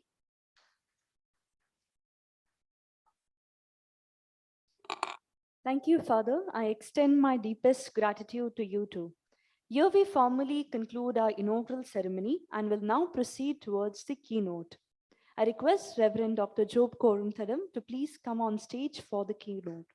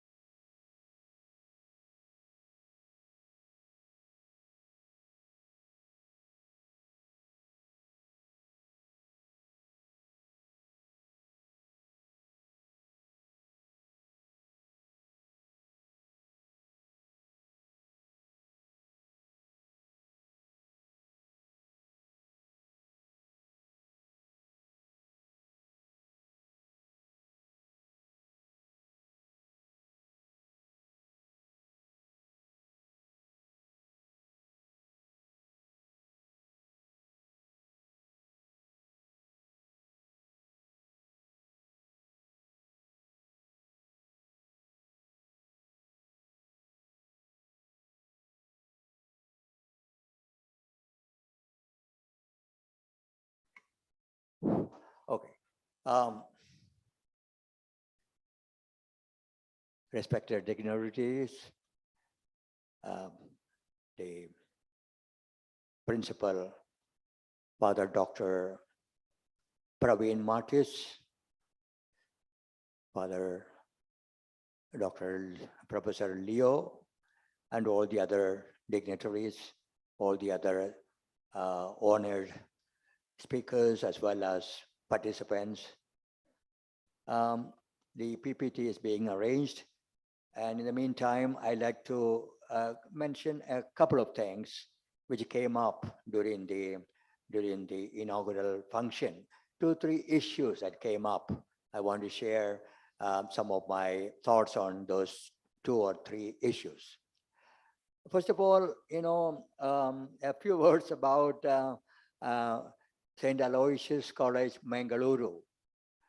More than 60 years ago, already I used to hear about St. Aloysius College. 60 years. Many of you are not even born. Even your parents may not have been born. I used to hear about this. I used to hear about this college very much, and I always wanted to see this college. Of course, I had a couple of opportunities in the past to come, but this is the first time we are having such an elaborate and very intimate and very meaningful collaboration. And so for me, this 3 days event is a dream come true.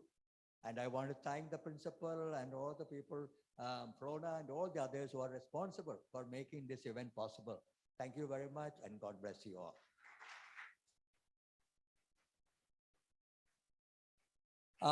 3 things I wanted to mention because they came up very strongly during the presentations.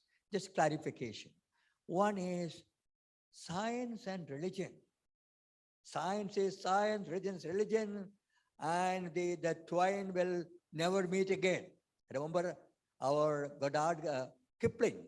The Kipling was born in India, but is a British citizen. He got a Nobel Prize for literature. Nobel Prize for Literature. He made the statement, East is East, West is West, never shall the twain meet again. Never meet. And same thing was, the same thing can be said about science and religion. Science is science, religion is religion, never shall the twain meet. This has been the impression, the tradition created all through this 400 years of modern science. I'm talking only about modern science here, the science which began, let us say, in 1543 with the Copernicus's theory that the sun is the center of the universe. I take that as sort of a, starting point of modern science. There may be some controversy about it and so on. So I'm talking about this one. Now, if we have some historical sense, we will never make a statement like this. Science is science, religion is religion, never shall the twain meet. No. You see, recently, about less than 10 years ago, a very extensive research study was done about the founding of modern science. Who were responsible for the founding of modern science? And the historians of science, experts, after research, have identified 52 persons. That number can be larger than that or whatever it is. 52 persons have been identified. And you will be surprised, that book is available. You will be surprised, out of these 52, 50 were believing and practicing religious persons. 2 of them, they say doubtful, but I know those 2 people also somewhat. I wouldn't doubt their belief system or their thing. They may be a little bit different from the conventional believers, but they were also in a way. 50, let's forget about 50 out of this one. Out of this 50, 26 were Roman Catholics. And then 15 of them were, priests or religious sisters, religious and, people who are officially attached to, a particular religion. Say 15 of them. Out of this 15 9 were Catholic priests. And out of these 9, if you go, 4 of them were Jesuit priests, Father Martin, Praveen Martin, Father Leo, myself, and we are all Jesuit. And so this is how modern science began historically. This is not my creation, it's a finding, research finding. And so, when we wonder why science and religion were being brought together, there's no reason for wondering. All that is needed is go and study history, how it began, how Newton gave his whole life for science, not just for science alone. How Galileo, for Kepler or Copernicus, you take, all these people, because we stop with Newton when we talk about the origin of modern science. Afterwards Einstein and so on came, this different matter. That's one thing. Second thing is Dr. Anand told us, that the artificial intelligence is going to be a very, very crucial factor. And the arrival of artificial intelligence is going to revolutionize science and technology. In fact, already they have started revolutionizing. Very, very true. Very, very true. Nothing to be surprised. Think about the humans. We all believe in evolution. The last ones to appear on this evolutionary world was humans. And what a difference humans made. What a difference. And what is it that really distinguishes humans from other beings? I mean, there are controversy about it, but intelligence, highly advanced level of self-reflective intelligence. Not just we know that we know. We humans know that we know. That makes a big difference. Other animals and so on, probably they know. Not only probably they know. But I wonder whether they know that they know, or I'm not sure. But the intelligence, real human intelligence made that difference. And in artificial intelligence and the technology, artificial intelligence entering into means intelligence is coming in. And that is going to transform. Just as human intelligence transforms the whole of science, whole of humanity, whole of creation, this artificial intelligence also is, because of the intelligence there, is going to transform science and technology. It's already started and will continue. And that is why it's very serious that we talk about this particular issue, artificial intelligence. And now that intelligence is being displayed in robotics, and it's being displayed in humanoids, and it may be displayed in many, many other areas. And so very important event. Remember, between a chimpanzee and a human being, according to some studies, is the difference, the genetic difference, the genetic gene difference is only less than 1%. But that less than 1% made a big difference. Chimpanzees are still sitting on the top of the trees, whereas we people are doing all kinds of things. And what a difference between this, in less than 1% difference in genetics, and maybe other places also different, and is making a difference. That way, this artificial intelligence, this intelligent factor is going to transform the whole face of science and technology. So I want to congratulate the organizers here and also the participants here for coming to attend this one, artificial intelligence, robotics, and humanoids, and the future of society and religion, because it is going to impact society and religion tremendously. And this is what we want to think about and reflect on the coming 3 days. And one more thing that it came up very strongly in the Vice Chancellor Sona Jaria, Professor Sona Jaria Minch's talk. That everything, artificial intelligence, all this technology can and will be good for humans, provided we focus on one element, not selfish good, not selfish interest, common good, real common good.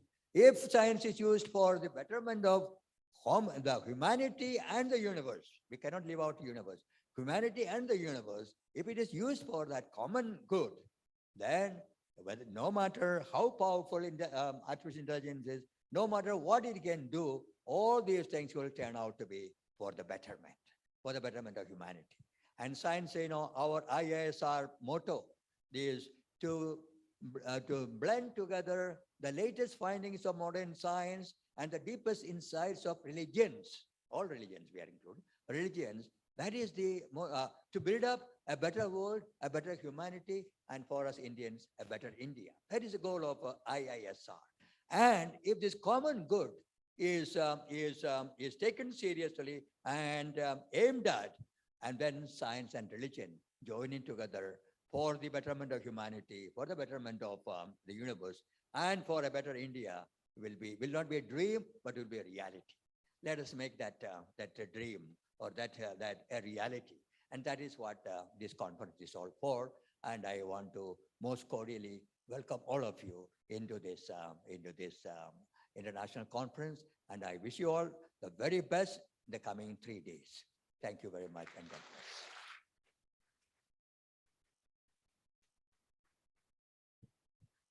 Okay, now let us move into this.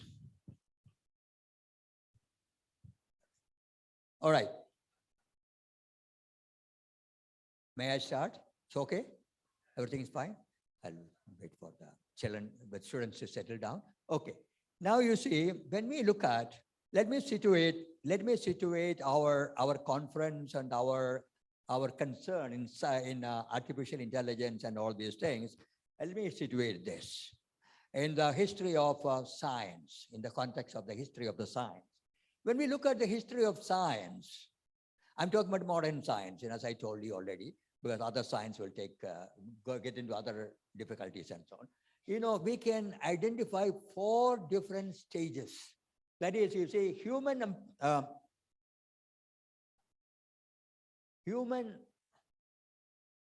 is this thing? The pointer? Anyway, forget about it. Human.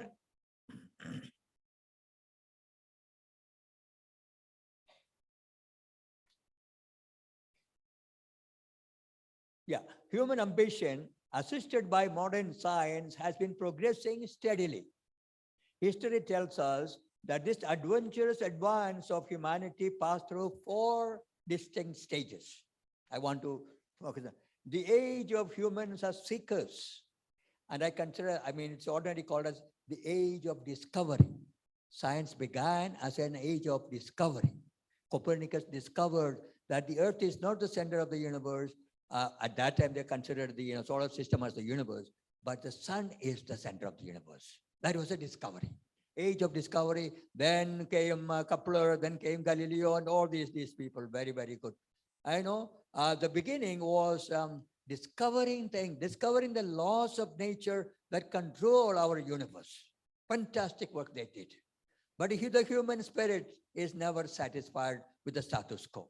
And that is what really makes us different. That is why we are intelligent. Okay, they were not happy with, they were happy, but they were not satisfied with that. They went to the next one. Humans as masters, age of mastery. Now this knowledge which they got, this theory, the laws they found, and how the know-how they learned by how to use this one, they began applying that one. And they said, it's time for us to master the universe a little bit. Well, they wanted to master completely.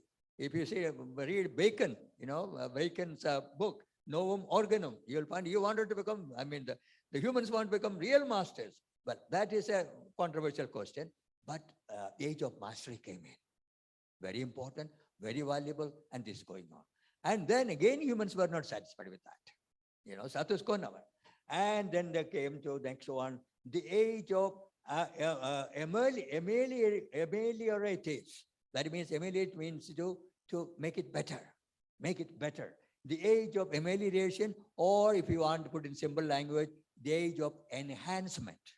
Genetic revolution came in towards the end of the 20th century. Genetic genes.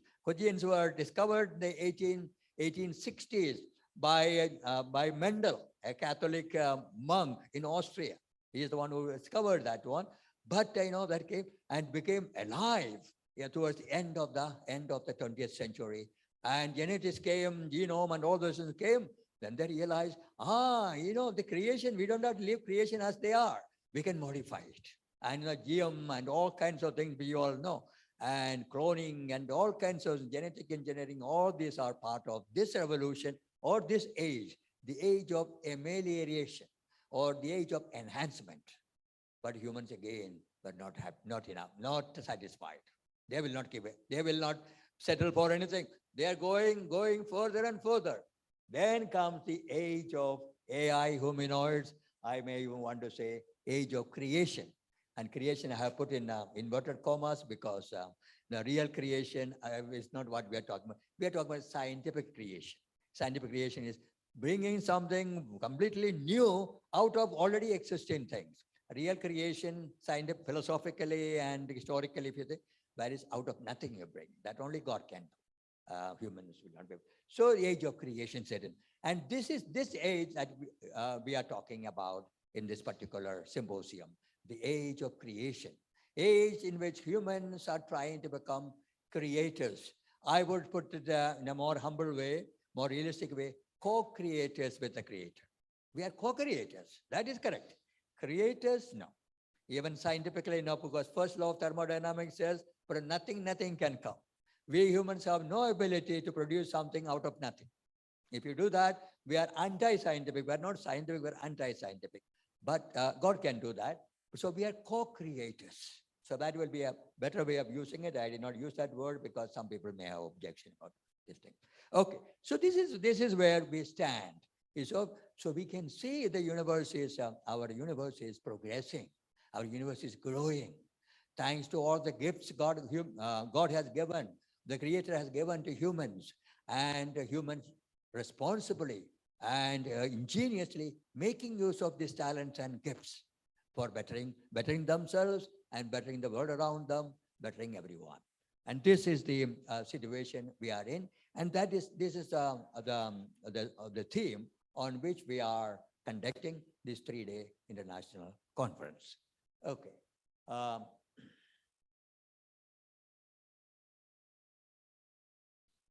Where am I supposed to focus this one? Because it's not moving sometimes. Do I have to focus? Oh, okay, now I got it. The second one is AI, robotics, and humanoids.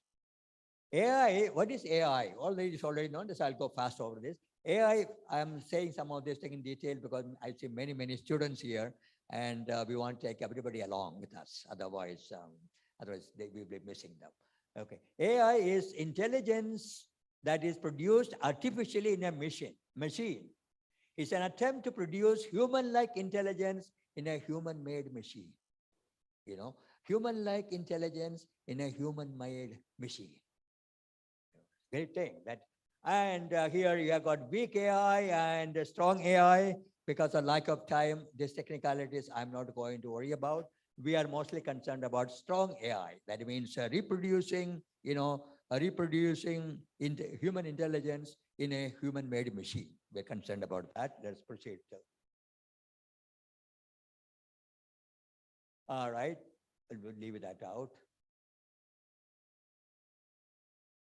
All right, now let us come to the main point I want to discuss in this particular presentation. Okay, how human are the humanoids? This is a very serious question. This is the trillion-dollar question, as they would say, the trillion-dollar question. How human are humanoids? Very serious matter. Because on the answer to this question will depend many things. Our whole attitude, our whole approach, and our whole policy making, and all those things will depend on answering this question rightly. So we will not have too much time on it, but at least I want to initiate your reflection on this issue. How human are the humanoids? Okay.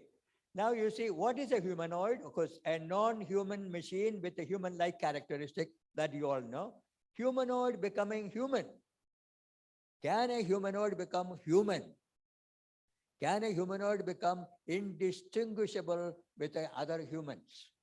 And if they are, they will have tremendous consequences. First of all, how to address them. And suppose, as Dr.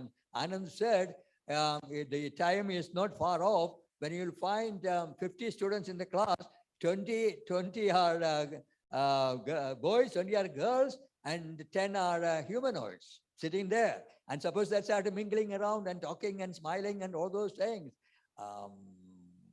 Where are we? I mean, how confused we become, and what are we going to say to these humanoids? First of all, we may not even able to recognize them. Anyway, so you see, this is a very serious question. All right. All right. Eh? Eh? That side, huh? Okay, okay. All right, all right. Thanks. I'm getting it, yeah. Okay, here is a humanoid, the most famous humanoid you all know, Sophia. Sophia was created, if you want to call it that way, 2016 by Hanson Robotics. As the original company is from the US, but this particular product was made in Hong Kong. And she has become world famous. She's a citizen of Saudi Arabia. So, you know, be careful when you deal with her or speak to her. She's a citizen, just like you. We are citizens of India. She's a citizen of Saudi Arabia. If in a few years' time, Saudi Arabia has got the election, democratic system, it may take a long time for that to come. But if it comes, she will be one of the person casting the vote there and deciding who should be ruling, the Saudi kingdom. Okay, and now recently she has been made the what they call it, the ambassador of one of the topmost Japanese companies. You know, the product ambassador, or what they call it. That's special technical name, I don't remember. And you know, she's being treated now like another human being. Okay. Only thing is, once I happened to, some years ago, when I was watching this, they were repairing this one. I happened to see inside. And after seeing inside, you know, I was slightly less impressed by the whole thing. It is like opening up. You must have seen in Indian this electrical posts and there. Occasionally they come to repair that one. No, they open that box. You will see number of wires going in and out. You don't know how many wires are there. You don't know how in the world they are going to repair that this thing. But somehow they repair it in India. But it is something like that. If she opened, I mean, if the head is open or this thing is open, it's like that. But outside, Hepburn, the famous actress, Hollywood actress Hepburn. Her face is supposed to be here. The face doesn't come out that well. But when it is seen from the proper angle, you will see it's a fantastic thing. Here is another one. This humanoid is Amika, the humanoid. Why am I showing this one? This is the most advanced humanoid today.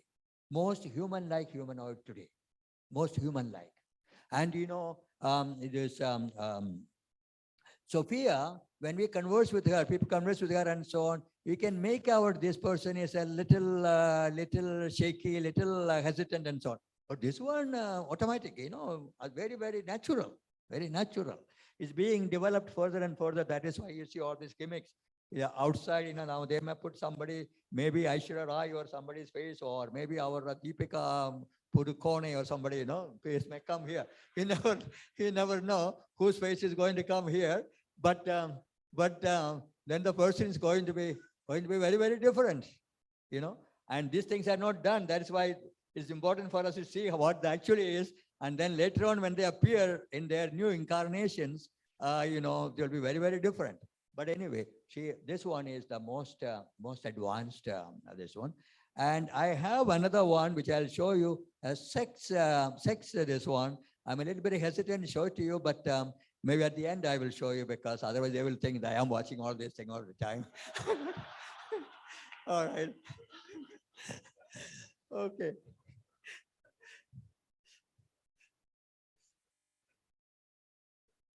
All right. All right. Towards the end, I will show you, so that will be no more conversation will be there after that. So I will stop with that. Okay. Now, some conditions of being human. Some conditions of being human. You see, now we are asking the question, how human are the humanoids? So one simple way is go the accountant way. You find what are the requirements, whether those requirements are met or not. Now, you know, to be a human, what are the requirements? I think the list is inexhaustible. So I'm not going to do a few things which all of us are familiar with, and I am sure all will agree. I'm going to point out. One is, you know, three things I would like to highlight here. One is the complexity. You see, the brain is that makes us, you know, in a significant way human. The complexity of the brain, can this be duplicated? That's one question. Second one is expressing emotions. You know, humans, of course, animals also express their emotion, but in a very limited way. our way, our ability to express emotions. Very, very important. Okay. Are these capable of doing that? And intelligence, of course, intelligence. The next one is intelligence. Intelligence.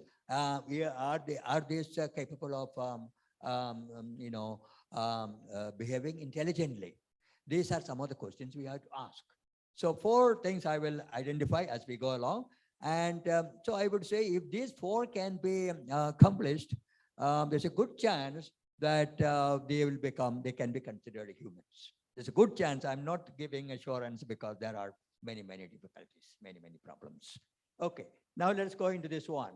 The human brain and the latest, most advanced supercomputer. I'm trying to compare it very, very briefly, very, very briefly. Okay, the human brain is the human brain is a most complex being. The brain is both the hardware and the software. This is very important, brain is both the hardware and the software. And the same interconnected areas connected by billions of neurons and perhaps trillions of glial cells can simultaneously perceive, interpret, store, analyze, and distribute. All these things they can do simultaneously. That is the fantastic. See, we know, not only we know things, we know that we know. We can be the subject and object at the same time. The doer and the dude, the done at the same time. That is fantastic. That is fantastic. We don't even have a language to express some of these things. Anyway, but can computers to reach that level? That is a question we want to ask. Okay, next one. Also, it has been found that certain calculations and processes that a computer might take a few million steps can be accomplished through a few hundred neuron transmissions. Dr. Anand mentioned, they will go, the computers, supercomputers will become outsmart humans in certain things, yes. In certain respects, yes.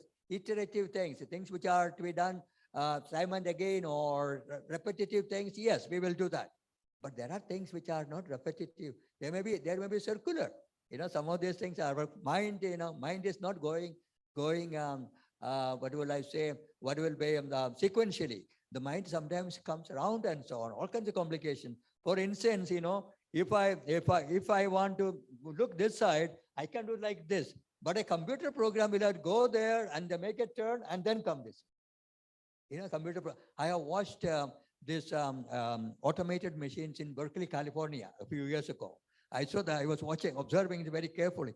It has to go this way, then it cannot simply make a turn like this. It has to go this way, this way, this way. That way it comes. So it takes much longer route it takes. And that is what I suppose they are referring to. And about the human, this thing is enough. And this turn is enough. All right. And the human brain is very much energy efficient. This is another thing. The human brain is very, very energy efficient. And they have given, the comparison. Using the electricity used for burning a small so-called zero watt bulb, as nothing is zero, but 0 volt bulb, that with that we can run the brain. But supercomputer, to do that thing, you have to spend, thousands of units of electricity. And so there are some areas human brain is far, far ahead. In some areas, of course not. And that is what I'm going to mention here. Computer capabilities, very, very familiarly I'm mentioning because most of you know this. As of May 22, just a few months ago, the fastest supercomputer is Frontier, American computer, supercomputer Frontier. Earlier it was a Japanese one. Here is a Fujaku. Fujaku was the fastest. But now the latest one is this one, and the speed is 1.102 exaprop. These are units, And if the understanding is that if the speed is of the order of 1 or more, then you are in a human-like situation. In a human-like situation, human-like capabilities are possibly new. Whereas till 2022, that the Fujaku was the one, but that fell short. You see, 442 petaflops. It should be 1,000 petaflops, then only it will be, but it was only half that only earlier. Now, the computer speed has increased. And so there is a good chance that the human-made machines will match the technical requirement, the technological requirements of the brain. There's a good chance. Okay. So they are, they are 50-50, I mean, they are on equal footing. Okay. Next one is emotions. Second one. I'll be very, very brief about that, but even then it may take some time, but I'll be very brief about emotion. To be human, a humanoid should be able to sense emotions of humans which they interact with and respond to these emotions in a meaningful way. Not only just express emotions, but you have to interact with it, because emotions are very dangerous thing, can be very powerful and very destructive or constructive. So the interaction is very important for that. So it is not only have emotions, but also interact or respond to it in a meaningful and constructive, creative way. Okay. And today, now, this is the human brain or human being is capable of doing that. How about a machine? Can a machine do this? Well, you know that Dr. Anand and Dr. Sona Jharia Minch already explained to you, because they are computer people, they know it, this thing. Yes, a lot of progress is being made. Deep learning, machine learning, and all those things. And here I have indicated a few things. Today it is becoming possible because of the Internet of Everything. That's a new thing, Internet of Everything, this technical thing. And also so much data is available, so much exposure, data collection, etc., etc. Okay. Now, also availability of high speed and high capacity networks, 5G and so on. Some people might ask, what is 5G for? We are quite happy with the 2G or even 3G is more than enough for us. Why are going to 5G? Now, next year, probably 6G will come. What is it all for? For our ordinary things, we don't need all these things. But if you want like a human, human-like thing, you need that, because they process things very, very fast. And their flexibility and their viability is much, much higher. So that is the thing. Now then again, advanced in computational power, parallel processing, quantum computers. Quantum computers are going to revolutionize things. It's not yet come, because quantum has got, that superposition possibilities. You can for the same question, there could be 200 answers or 2000 answers superposed. Anyone can be pulled out depending on what is required. And that is why in quantum mechanics, we have uncertainty, because so many possibilities are there. When certainty is possible, when the possibilities are only one or two, then certainty is possible. When the possibilities are many, then where certainty is not possible. This is what quantum theory is telling us. The uncertainty principle is basically telling us this, And so the quantum computing, it is not yet come as far as I know, but it is very much on the way. And when that comes, things will revolutionize. So there is a chance that some of these things will be, duplicated, and maybe the humanoid will become very much like a human being as far as emotions are concerned.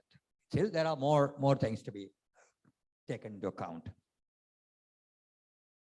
Humans learn to recognize emotions by repeated observation. Similarly, machines also, this is machine learning. You show the same thing many, many times to the machine, and machine gets registered, and then the machine will start comparing. The next time when a new one is shown, it will start comparing with what has been registered there. With a small change there, then it will say, no, you are not the one. This is what they use in our departmental stores and so on. They're reading the prices and all those things there. This kind of thing is involved. I will not spend much time on there. Indeed, the science has advanced to even recognizing hidden emotions. Scientists are saying now these machines, or this AI-powered machine, are capable of even recognizing hidden emotions. Sometimes we are a little bit embarrassed and we don't want to show our emotions. Suppose you are giving a lecture and you are a bit nervous, so you want to show, hide your nervousness. You will never succeed in doing that, but at least you will try. And then also what happens is, when you are trying to hide, you'll show it for a second and then suddenly you cover it up. That means you have to be very quick to note that thing, and the machines are doing that. Even hidden emotions can be read. Now think about that. If all these things are there, Some these things are there, then the criminal system and the other system and so on, all kinds of things. When people telling lies and so on, lie detector is based on some of these things. But all these things are going to transform themselves when AI is really put into them. And so the science is very much along this way. So I will not spend much more time here. Okay. Appropriate response to emotions. This I already mentioned. Now critique. I want to have a small critique here. Small critique here. It's very important for us, not only to know what is happening, but how far the claims made by science are justifiable. That we have to see. How far justifiable are the claims? Dr. Anand and all these people make many claims. They're good, they're correct. But as a thinker, as thinking people, as a people responsible for humanity, we have to see also from a critical point of view, the pros and cons we have to see. Otherwise we will not be responsible in our thing. You see, appearance only or make believe. I'm putting question marks there because these are all controversial issues. I'm not making a statement. It is important to note that what has been accomplished at best is a phenomenological reproduction of emotions. Phenomenological reproduction, not real duplication. It's a phenomenological. Phenomenological means only the appearances, how does it appear? An angry man shows, very dissatisfied face and cruel face and so on. We can notice in dogs also, when dog is ready to bite you or something, he can make out if you observe very carefully. He's not looking at, and not wagging the tail, looking at you ferociously. Better get away from there, otherwise, part of your body will be in his mouth. And so you have to be, but you can make out. You can make out. And what computer is doing is, what are some of the external signs? External signs, yes. But in the case of humans and even dogs, the external signs have got an inner, deeper source. But in the case of computer, whether that deeper source is there or not is a serious question. You see, externally it looks like that, but internally it is still a machine. It's still a machine, and what the programmer has put in is being played out there. It's being repeated, duplicated, but it is not coming independently from that machine. It is coming because the programmer has put these things into it. You see, and so there is a bit of this one. External expressions of emotions do not come deep within the humanoid. They are just make believe. They are only in appearance. At least that is what most of us will conclude when you look at a humanoid or humanoid producing emotions or responding to emotions and so on. Okay, having a heart, emotions is one that can touch and transform us. Emotions, just reason can, of course, will satisfy you in a certain way, but emotions can touch and transform us. And that is why a speaker, when he or she can excite your emotions, then you get results. If you simply go and give, pure, rational, logical exposition, well, people will be happy, some other people will be satisfied and so on, but they may not be able to, they may not move to action. Emotion can. And that is the strength of, that is the greatness of emotions. That is also the weakness of emotions, because it can be channeled along the wrong path. Okay, now emotions, having a heart, when, Dr. Anand mentioned about, or Dr. Sonajari also mentioned, that when your old age comes, people in America and so on, coming to India also, old people simply sit in there, they will be on the 10th floor of the huge building there, they sit there all alone. When misery comes or difficulties come, nobody there to console them. Nobody there to console them. Now these humanoids, when they come, social humanoids are there. Many of them are going to buy social humanoids. And then you will start, you press the button and start giggling, start talking, how are you, mom? And all those things will start, but still, at the end of the day, it's a machine talking. It's not a human being touching you. And that means a big difference. That means a big difference. Okay. Now, they're just duplicating the effects of emotions is not enough. We want a whole being, whole person involved in expressing the emotion. Then those emotions will touch and transform us. Just only outside, maybe in the beginning, when you are not aware that it is only outside, you may be satisfied. But after some time, it's only a machine, and what is, it doesn't come from deep within. It is not authentic, you will say. And then, of course, the authenticity is missing, big difference. Okay, because time is moving out. All right, another problem is the distinction between created humans and creator humans and created humanoids. You see, the humanoids are created by other humans.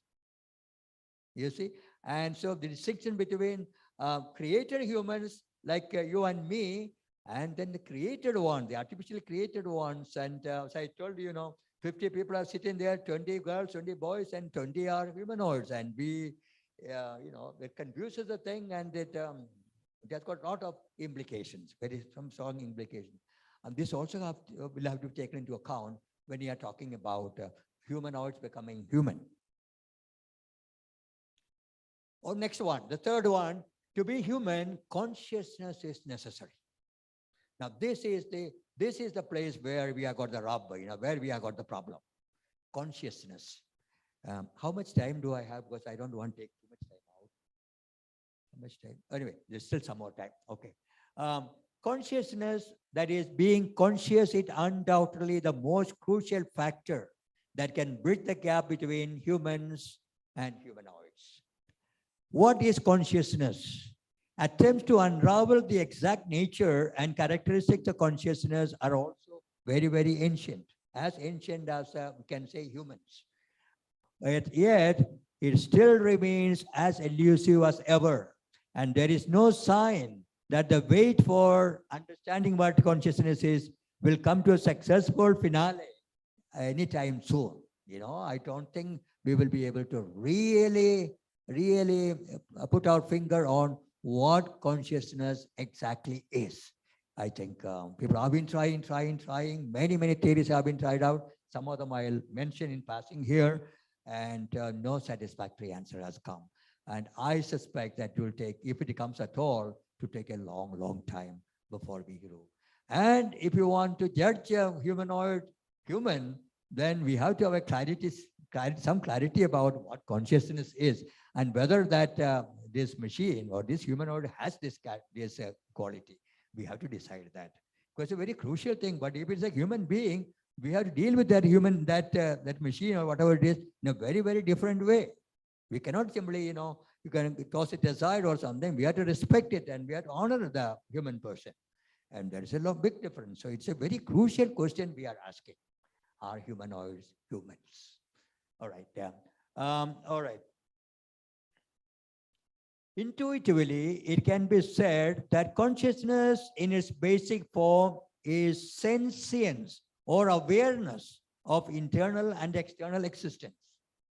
Okay, this is one of the definitions people give. It is a form of sentience or awareness. Now, scholars are pointing out, what is awareness? You're explaining consciousness in terms of awareness. And what do you mean by awareness? You are in a vicious circle, because awareness is being conscious, you will say, but consciousness is being aware. So you will not go very far. Difficulties in understanding exactly what consciousness is. Right, let me proceed further. This I will leave out. Some observations about the nature and reality of consciousness. It's a unitary concept. They say it's a unitary concept. That means all of us somehow intuitively know what consciousness is. But suppose somebody asks you, define it, tell me exactly what it is. We say we don't know. Say like St. Augustine. St. Augustine was once asked, you know the story, that what is time? He said, if you people don't ask me, then I know what it is. But if you ask me, then I don't know. I cannot articulate it. Same situation with regard to consciousness also. All right. And I am sort of, intuitively I am saying this is my own definition. An inner illumination. I'm not saying this the right answer, but an inner illumination. Consciousness is experienced as a kind of inner illumination that lights up the inner world of the person. That is, self-awareness comes in there. as well as the outer world of the person, awareness of the world outside. Again, I have brought in here awareness here, so I am handicapped because I have used a term which I cannot explain sufficiently accurately, and so even this definition also falls short. But only inner awareness is there, and also outer awareness. In consciousness involves both. All right. And it renders one capable of understanding oneself as well as the world around. Also, it enables one to respond to others in a meaningful way. The consciousness, we are conscious, then we can respond to others in a meaningful way. All right. And otherwise, you will not be able to respond in a meaningful way. All right. Human brain and consciousness, these two are interrelated. We know one is not the other. They're interrelated. In other words, there is correlates of consciousness in the brain. Correlates. That means there is a covariance between the two. I mean, they are interrelated, but the relation very deeply related maybe, but still they are not one and the same. They are not one and the same. So that kind of situation about consciousness. Modern scientific attempts at explaining consciousness. What I'm trying to point out here is consciousness is the real crux of the problem. We can understand consciousness, then we can answer the question, are humanoids human in a better way? But we simply don't have it so far. And I am trying to point out you various fields people have tried to fathom this mystery of consciousness. And now I'm going to give you some scientific attempts at that.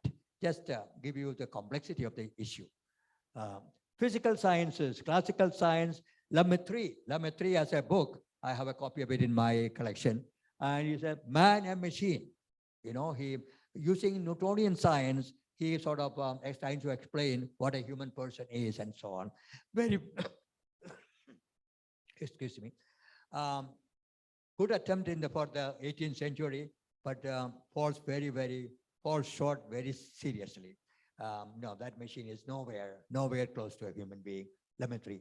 Quantum science, quantum mechanics, because of its novelty, because its flexibility and so on. They have tried, and many people, very important people are Roger Penrose. Penrose got the Nobel Prize just recently. Penrose got the Nobel Prize. And he and others have tried to explain consciousness in terms of quantum theory. Even there also lots and lots of problems, difficulties. Okay, no experimental confirmation yet. Without experimental confirmation, nothing will be accepted as scientific. For anything to be accepted as scientific, experimental observational validation is necessary. And that has not been done yet in the case of consciousness.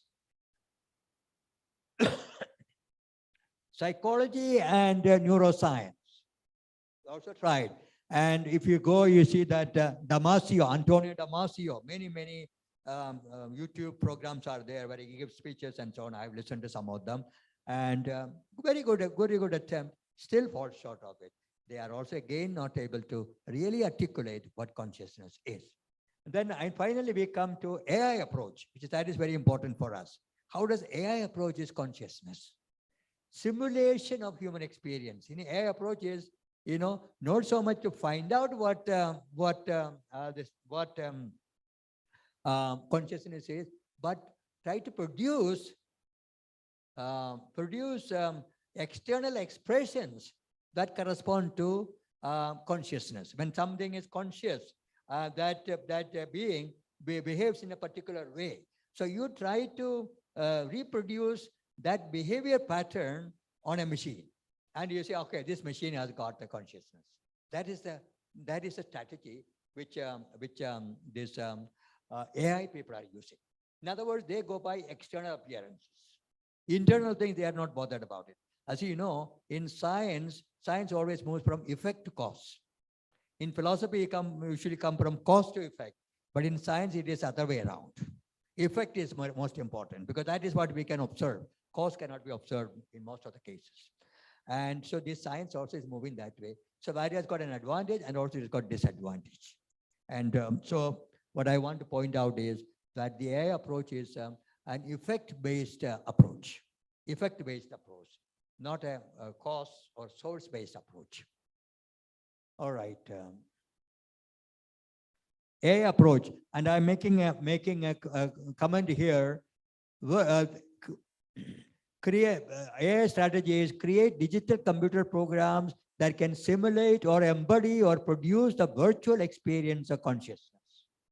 Virtual experience is what AI and others can give. Virtual experience, and I'm making a comment here to come later on. Virtual experience is not real human experience. Okay, virtual experience is experience of the world of appearance. Virtual experience is the experience of the imaginary world, if you want to put it that way. You know, and there's a big difference between the imaginary world, virtual world, and the real world. And that bridge has to be that bridge has to be built. And until that is done, it becomes very difficult to decide whether a humanoid is really human or not. Okay, problem of free will, that is very philosophical. I will not go into that, but there's an issue I just want to bring to your attention. And of course, about non-human animals, they are also conscious, you know, maybe at a lower level, but they are also conscious. That just I want to. Next one, the fourth thing is intelligence. The fourth thing which we expect in a human being or human-like humanoid or humanoid considered as human is ability to think, ability to reason, ability to follow logicality of a conversation, logicality of certain exchanges. Okay, and here the mention was made of Alan Turing, the Turing test. The Turing test, very famous in the world of artificial intelligence and so on. Turing test. Yeah, Turing test is, you know, if you read books and so on, they will give in so many different ways. Basically, what he's saying is indistinguishability between a human being answering a question and a machine answering a question. If a machine is answering the same question and a human being is answering the same question, if a third person, neutral person who does not know who is answering says, you know, both come across to me exactly the same. Both, you know, the machine is talking from here, let us say, and the human person is talking from there, but the person listening to does not know who is where. And you says, oh no, whether it's come from here or there makes no difference for me. Then we say that machine has passed Turing test. And Turing will say that this machine is intelligent machine. But this is a Turing test, but it is a minimal requirement. And Turing was not a philosopher. He said, I'm not going to worry about the philosophy. I go by pragmatic consideration. I go by practical things. So it's an operational test based on the operation or on the activity carried out, external activity carried out. So it has got merits. It also has got its demerits or deficiencies. Okay. Okay, intelligence. Can machines think in that way? You already did that. Oh, sorry.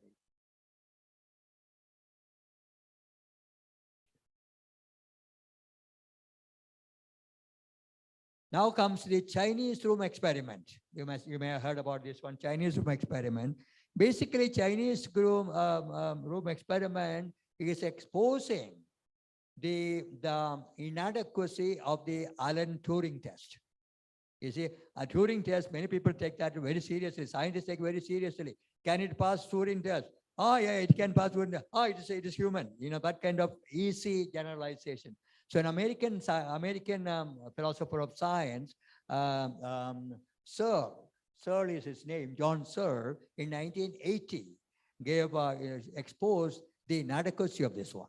I will not go into detail. What he has shown is, I can, for me, suppose I am given a computer program, and also I am given a program for manipulating or maneuvering Chinese language, and also I am given certain words or certain scripts of Chinese language, of the Chinese words given to me. I know nothing about Chinese, but I'm sitting here and I look at the program and I follow the directions given by the program. Okay, I just follow the program, and somebody, a Chinese, sitting there and asking me Chinese questions in Chinese. As I say, I don't know anything about it, but following this program and using this, these words and all those in there, I can display those words properly, and that person will say, yeah, you are answering correctly. So you can pass this Alan Turing test, and you will be declared as someone who knows Chinese, but you know nothing about Chinese. All that you know is the computer program. So he is exposing the inadequacy of the Alan Turing test. Basically, they make something. In some ways, what he is saying is Alan Turing test is satisfactory in some ways, but it has got serious inadequacies. That is what he is trying to say. And there's one more test is very often met. Argonov's non-Turing test for consciousness. Basically, they're saying that you go to a machine, like a Sophia or Amica, you go and ask her, there's all ladies they are put there, and ask a question, and a philosophical question, how do you think, what do you think will happen to people if they are going to rely on sex, let's say sex hominoids? What will happen? A philosophical question. What will happen to our society when these things become available? And the machine, the hominoid gives an intellectual answer, a philosophical answer, a sophisticated answer. If we can give that without any briefing or without any coaching or anything, no coaching is given, no briefing is given to the machine, but the machine on its own gives that one, then, Argonaut will say it's an intelligent machine. Only thing is they are saying, all right, we can find out whether it has got, whether it is intelligent or not by its answer. But suppose it fails to give the answer. Can we say it is not intelligent? It could be that it does not have the background, the knowledge about this particular thing. Say, for instance, you ask a fusion reaction to that one. And this particular thing does not know, because fusion reaction is a matter of information. Fusion reaction, knowledge about fusion reaction is a matter of information. Suppose that that being does not have that information, because many college students may not know how fusion reaction takes place. And you cannot say that they are not intelligent because they cannot explain fusion reaction. So it could be like absence cannot be ascertained. Presence you can ascertain with this test. So these are some of the things here. So what I'm trying to point out is there is again difficulty about how to identify an intelligent being, a being that has got intelligence. Again, another serious problem. So, and what my point is that until and unless we resolve these problems, we cannot answer the question, are humanoids human? Because the basic requirements are there, and we don't have a clarity about these requirements themselves.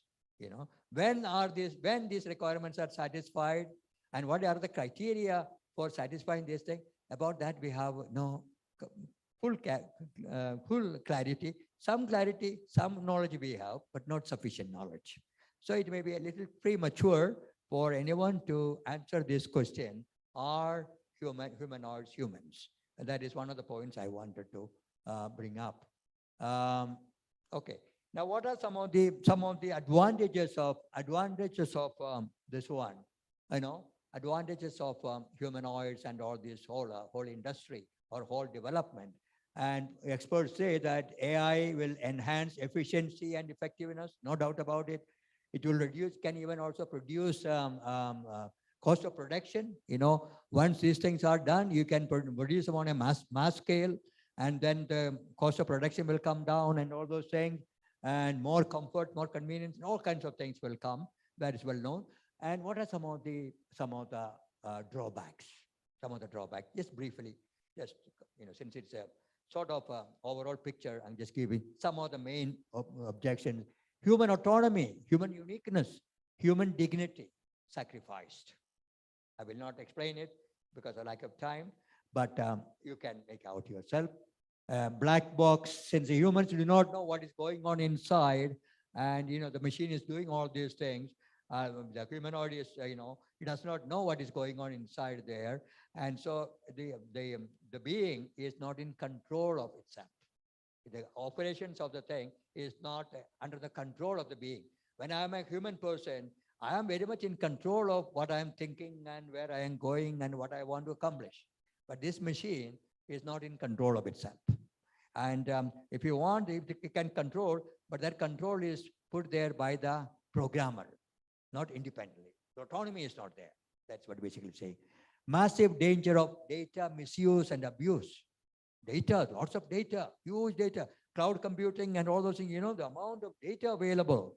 And it can be, and many of them are personal information, intimate information, confidential information that could be abused. That could be abused. Okay. High unemployment. I'm thinking about this one, now 10 to 20 years from now, in most of the companies where they have got security system, I'm sure they're going to install humanoids there in about 20 years time. And who are the security people there? Retired military ex-servicemen. And they cannot do anything else because they know only how to shoot and how to, do a few things like that only. They are not trained in technically or anything. They cannot be employed. But this they can do. Security they can do. Where will they all go? Where will they all go? Where will they all go? Especially the poor people who are unskilled, uneducated. And India has got so much. You remember, India is going to overtake China.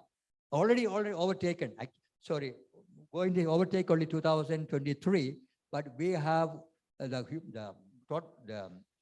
So we are going to overtake it. Our population is increasing. Who will give them job? What kind of job will they get? And suppose they don't have job, these ex-servicemen, they are Pahalwan type of people. They can fight and they can start looting and stealing and so on. And what all things will happen when they don't have any job to do? When they are helpless, what will they do?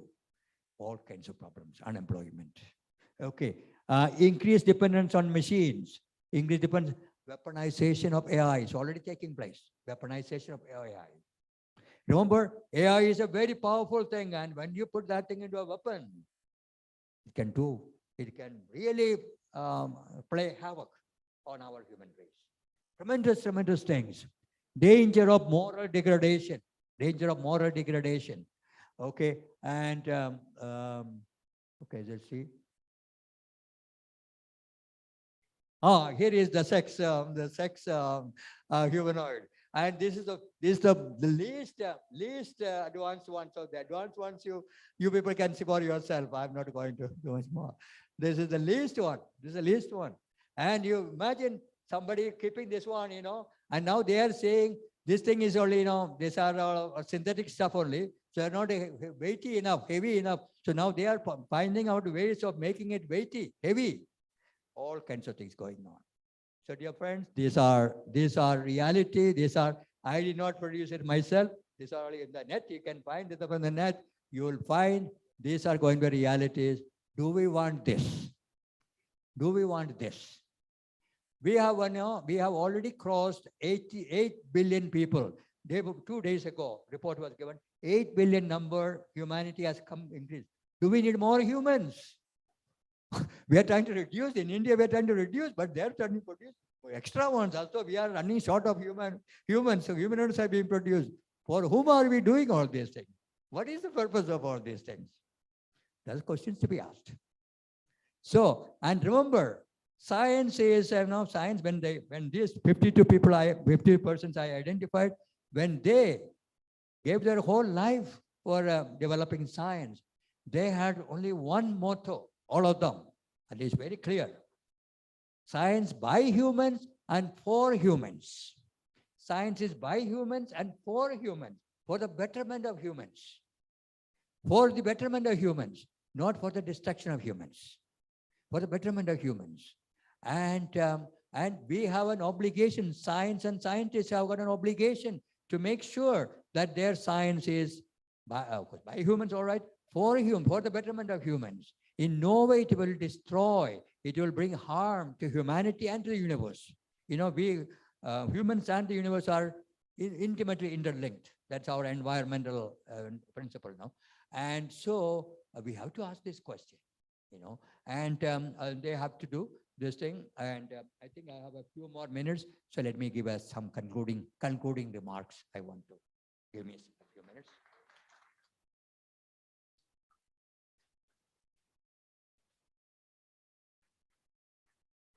Um, okay, just a few concluding minutes, 2-3 minutes only I will take. I have till 1 o'clock my time, so I can go. Going back to my introduction, science is very much in the fourth stage. You remember the fourth stage of AI robotic revolution or the AI humanoid age. A lot has been accomplished and much more is expected to come in the days to come as this revolution or this stage progresses. Let science make more and more progress. Yes, yes, we applaud the success of the scientists.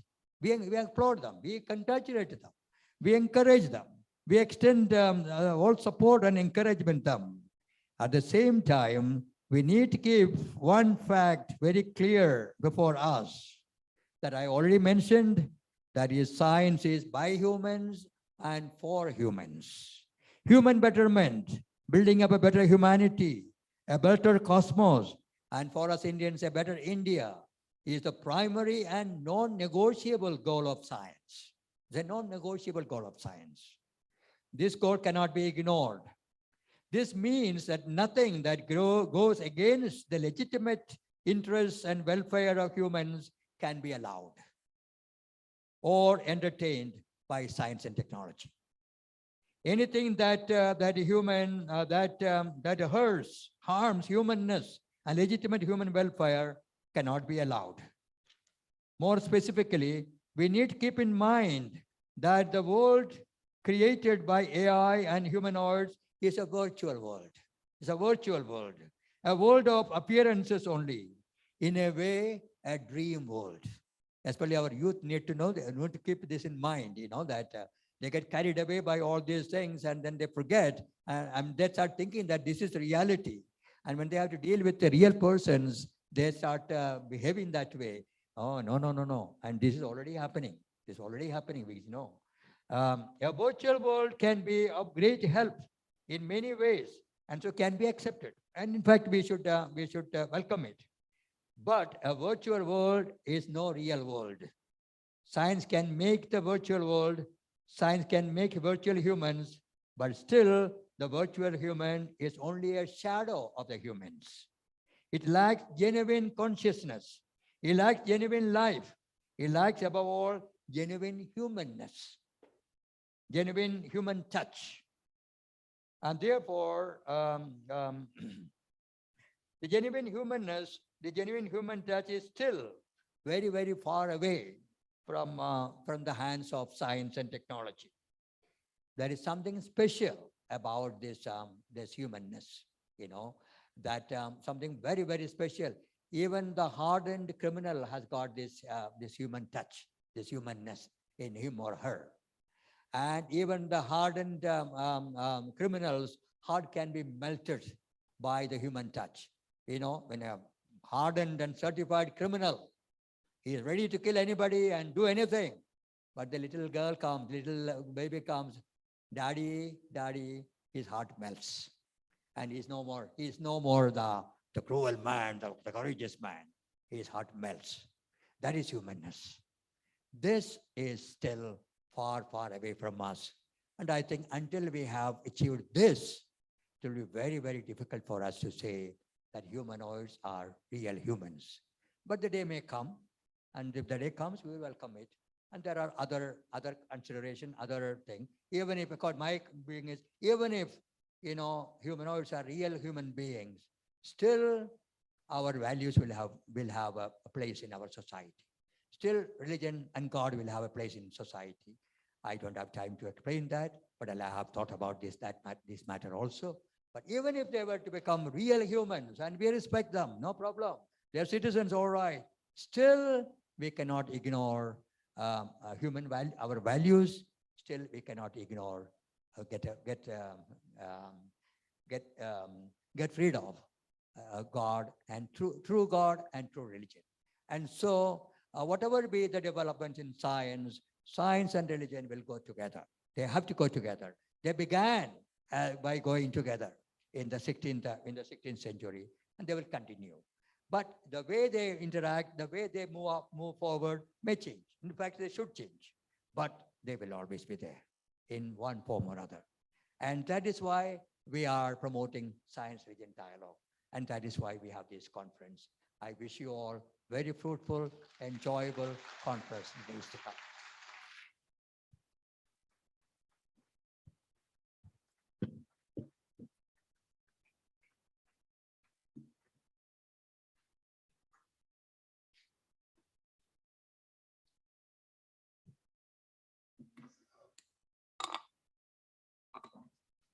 Thank you so much, Father. It was indeed a marvelous session. We, the students of St. Aloysius College, collectively wish you all the very best for your future endeavors.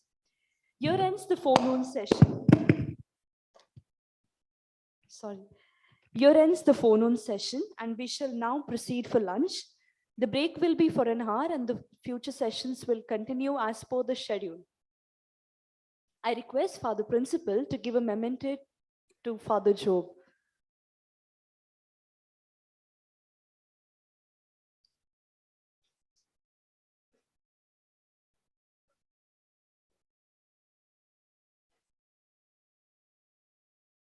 All the students are requested to leave.